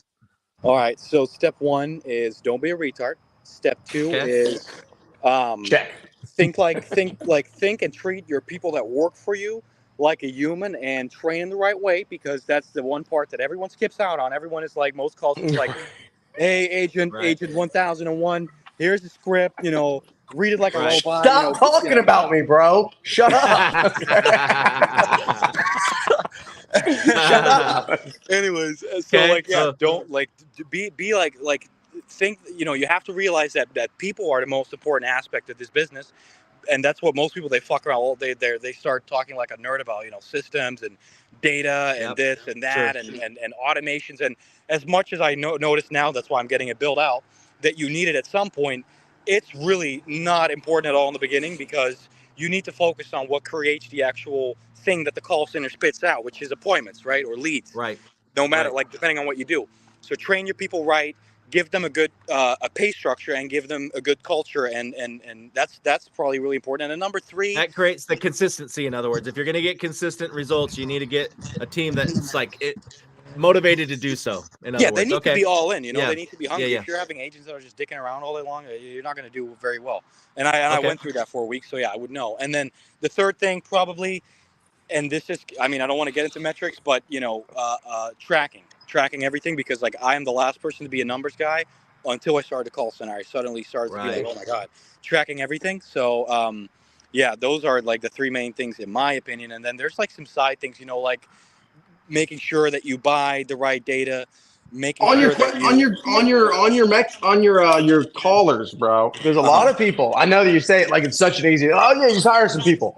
A lot of people, that's a huge thing. Like for me, my first 4 years in solar, I had no idea where to find agents or where to get people that work in another country. Do you offer that service to other people? So for example, if somebody messaged you and was like, hey, I need some callers, could you possibly provide that at a fee or something? Oh, we do, and we have. And that's honestly the thing is, and I feel like, and this goes for a lot of different things, and this is not necessarily. Granted, that's not going to fix their problems. I understand totally. To an extent, right? If they're not going to fix themselves, then it's not going to do much. But their process already sucks. They can't put somebody that's good in there and them not suck, because nobody doesn't suck given their process. Is that right? Right, but it's I feel like a lot of people are just lazy sometimes, who's scared when it comes to like for example, right, with the recruiting. I personally, the last thing that I'm personally I suck at a lot of things. I suck at math. I suck at being tall. But the one thing I don't suck at is being in front of a camera, right? So I like that. I don't mind being on this. I don't mind recording my own ads. So I started doing these videos where I was walking around my yard, on Snapchat, make a video, just stating what I want, what I don't want, why they should come work for me, and I would post it as a video in the group, and no one else, and you are in those same groups, Herschel, no one else had done that. It's like people are like, oh, how does this guy think about that? I'm like, well, how do you not? It's come on, get off your lazy ass. This is totally true. Video, So and the same goes for everything. So back to 3 things then. Yeah. So build don't be an idiot, and we can go into that. In other words, I'm gonna put words in your mouth. Don't be an idiot. It's a hard one, bro. That's a challenge for me every day. I'm gonna say this. Don't go in it. Don't being an idiot would be actually tried to build something. Don't go in this with just for a sale. Okay, what am I building? Start with the end in mind. Don't be an idiot. You have other people depending on you, bro. You're hiring people. And then step 2 is step 2. Now that you got the intent and you have a target to go after, and you're trying not to be a retard, then from there go in building a team that wants to stay with you. Yes, and then step 3, what was it again? What was the last thing? Metrics and watching your numbers. Track, but like you gotta, well, when I say track, I'm not just talking about tracking how well your calls connect, or how many people you're talking to, and how and what you're setting out of that. I'm like, track your agents, not only their performance and numbers, but also like their energy, their morale. Like, you gotta start with that, because that's gonna make a difference. Like I had an agent of mine, he's been on with me since I started it. Super loyal guy, old. He's like 62. He's really good on the phone. And he had a week where he was like just down, and I was like, man, what's going on with you, man? And you got to sometimes help them get out of that what do you call it, slum, or what do you call that, a slum? Yep. Really, even on one of your callers, you're going to sit there and treat them like a real person, and you're going to actually help them work out whatever they're going through. That's what you're saying. What's different in my company is like for me, for example, like a lot of these call centers, it's like a factory. It's like, oh, you don't produce? Totally, bro. I'm used to a revolving door. Hire in masses and fire their asses. I'm used to it. Yeah, I totally get what you're saying. I do it to an You're extent, saying you should actually care about these people? It's a strange alien concept to me. Go ahead, as you were saying. Right. No, that's what I'm saying. It's like, because, you'll see that. Sometimes you got to give them 2-3 days, and they'll start doing amazing, Some people do great on the first day. If they don't do well after 4 days, you got to fire them. But if someone has a little bit of a dip, there's typically a reason why. And it doesn't mean that that their mind broke. And that they don't work anymore, because they're humans. They're not fucking robots. So it's like, just realizing those things. Awesome. And you got to have intent, like, for example, I noticed so many things, like, and this is coming back to my personal business model, but it's like, I feel like a lot of people that started there, it's like, quantity over quality. Like, let's just spit out as much as we can, and it creates annoyed clients. It creates, annoyed homeowners, or like wrong expectations being set. And so sometimes less is more. Sometimes it's better to focus on company A that's got their shit together and their processes in place, because you're not only doing a service to your agent that gets more paid in commission, your client's more happy, but the homeowner gets taken care of and not screwed over as well. So that's kind of what I've recently been starting to do, where I'm like, I don't want to take your money. I don't want to take your money. I'll take your money because you have your shit together. So Wesley, that concept. Here's for everybody who watches this. I hope that anybody fast forwards to these last are there solar companies watching this, or people that own a solar company? Mostly and we're going to cut this up. We're going to cut this up because you've been dropping some bombs. Well, so mostly solar. Let me tell some of you, some of you guys, seriously. Some of you guys, because seriously, like, you guys give people like myself sometimes such a hard fucking time, and you guys don't realize that the job that we do, when it's done right, that's fucking 70% of the way there, motherfucker. And you're like, you're like, you're growing their business and they're mad at you. What? You're growing their business and they're mad at you. It's like it's craziness. If somebody's consistent, but they're also the same person that's mad at you, bro, is the same person that's mad at the people they actually hired themselves. They don't know how to lead. They don't know how to be a leader, and they're mad that the team they hired is not getting the results. It's their fault. Hold on. Let's say, what do you mean, Wesley? Like, solar people? Give me an example. Like, why are you butthurt about it? No, I'm definitely triggered, because like there's companies like myself. There's levels to it, right? There's the people that, like I once was, that you just start out, you have no clue what you're doing, and you're really sometimes hurting people. I've done that in the past. I've probably hurt people. I'm not proud of it. It was not my intent. We're talking small amounts of money, but still, it sucked.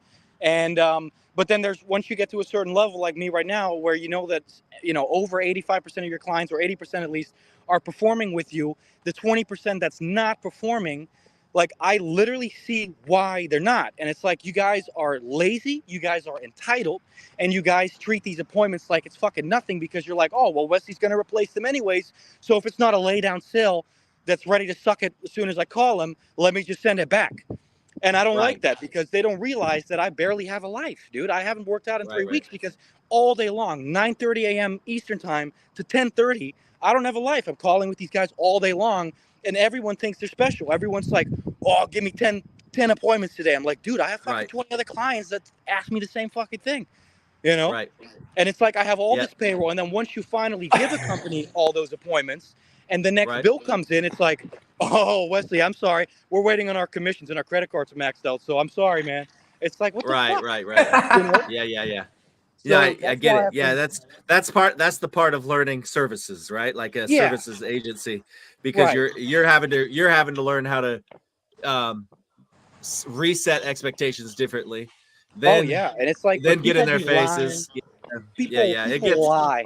People lie. They're like, oh, I'm like, oh yeah, we didn't sit with the homeowner. Oh, really? Let me call him. Oh, hey, Mr. John, did you sit down with XYZ Solar? Oh, yeah, we sat down for 30, 40 minutes. We had a great conversation, but the price was too high. Call the client back. Hey, man, what the fuck? I just heard from Mr. John that you guys did a good presentation and everything. They just didn't buy because you priced it at like fucking 3.8. Oh, it was an iffy deal, It was an iffy deal, so... couldn't make money on it unless we finished it like but that. It was still a sit. It was still a sit. But the problem is that's besides the point. That's besides the point. The point is that of course you're going to get deals like that. It's okay to churn through those. You call them a sit, you move on to the next one. If you nobody sells deals, nobody sells deals. But no, I don't. But the thing is, like, try to explain to that solar company, I'm sorry that you couldn't squeeze a Nissan Altima out of Mr. John, but then they're going to call you back and they're like, oh, I'm on the phone with MX. Oh, I don't recognize the charge. Like, yeah. Don't take Amex, right? Fuck credit cards. Yeah, that's just people playing a short game, and that's the hard part about business in general. People play the short game, and they don't realize that. We have to get strict at like vetting who we work with, and like, some people are like surprised, like, oh, why don't you take my money? I'm like, I don't want to necessarily. It's like, show me what you guys do, show me that you guys take care of people, and show me that you guys are on top of it. Because if I work with people, no matter how good of a job we do, and you're not on top of it, you're sleeping in, you're fucking slacking, you're acting, oh, I forgot to call this guy, I didn't see it, that's hurting my company, my agents, like, it sucks. Right. And then the whole destroying you, bro. Huh? Right. But I mean, at the same time, to be the devil's advocate here, it's like, well, that's what I hired your ass for, Wesley. Like, I don't want to build a call center. You see what I mean? So they have that. I get where you're coming from. I'm just trying to say it's always balancing that out, trying to figure out how to reset, how to manage that expectation. Oh yeah, but trust me, I'm talking about the extreme scenarios here, obviously. So it's like that's not everyone. My dad's a carpenter. Nobody would hire. They don't know how to do what you're doing. Here? Everybody say goodbye. Pause for a second. Say goodbye. The ninja, he just showed back up. What up, bro? Good night. What, Wesley, dude? I was saying this to you the other day when we were hanging out. See, Nick. Yeah, Nick. All right. So I was saying this to you the other night whenever we were hanging out, bro. It's like nobody. Like my dad's a carpenter. We used to build McDonald's, right? That was the main carpentry contracts we got, was to go build McDonald's. There was never a time where a guy was sucking and he went, "Hey, yo, I'm sorry I'm sucking so much. I can't do this." My dad went, "Hey, you need to do this correctly." And the guy goes, "Hey, why don't you do it yourself?" And there was never a point where my dad went, "I don't know how to do this. That's why I hired you." This only happens with marketing companies. I don't know how to do any of this. But it just kind of sucks because, like I said, like most people, they understand. And I get really happy. Like today we had a client, and one of my favorite clients, Cherry, he's in California. And, like today we sent him 3-4 appointments. He got all of them confirmed, and he's on top of it. Like I sent it out. He's like, boom, he's on it. He's on it. And I like that because he understands the opportunity at hand, and he understands the work that we're putting in and the money that goes into owning a call center too. It's not cheap. Right. So not even close to cheap, bro. How much it's costing me thousands of dollars to work with you for almost free. For you to almost help me for free is costing thousands of dollars. You know what I mean? I know. No, it's expensive. So you gotta keep the tray moving. Like that's the thing. Like at the end of the day, if a client can't pay the bill, I still got to pay the payroll. Right. And so sometimes, there's definitely days where you're like, man, I'm making good money, but I can't really spend it or enjoy it. And I'm a cheap guy anyways. I'm Dutch, so that's built into my DNA. It's like, but still, it's like you're kind of sitting there like, fuck, sometimes I wish I was just selling these deals by myself, low overhead. I don't give a fuck. Like, well, then you'd be John Soderbergh. What? Yeah. But who is on the podcast right before now? Well, I like what John has to say. And so like some of these clients, some of my clients, they try to get me exclusive to integrate into their business. Like, oh, I'll give you equity or whatever. I'm like, exclusive. No. Screw you. Yeah. So, there's very few deals out there that'll ever pan out. And that comes like Yeah, those don't work very You well. get those probably all the real time, quick, Brent, huh? Let's take it. Yeah, I have let's take a 2% step battery, back though. guys. I have 2% battery, so if I Yeah, cut out, let's. you know why. You're good, Wesley. Let's take a step back and just say this. So when we say F all of you guys, here's what we mean by this. I should F some of you guys. Sorry, I corrected Yeah. myself. No, and You this didn't is mean more it. coming out of we're coming at a different angle. We're coming Yeah. at a different angle because frankly they probably understand what you're saying. They But probably, I here's the hope they thing. do. Here's what's happening is when you build a business, you have leads, sales, and delivery, LSD, right? So you're building leads, you build and then you have sales and you have fulfillment or ops.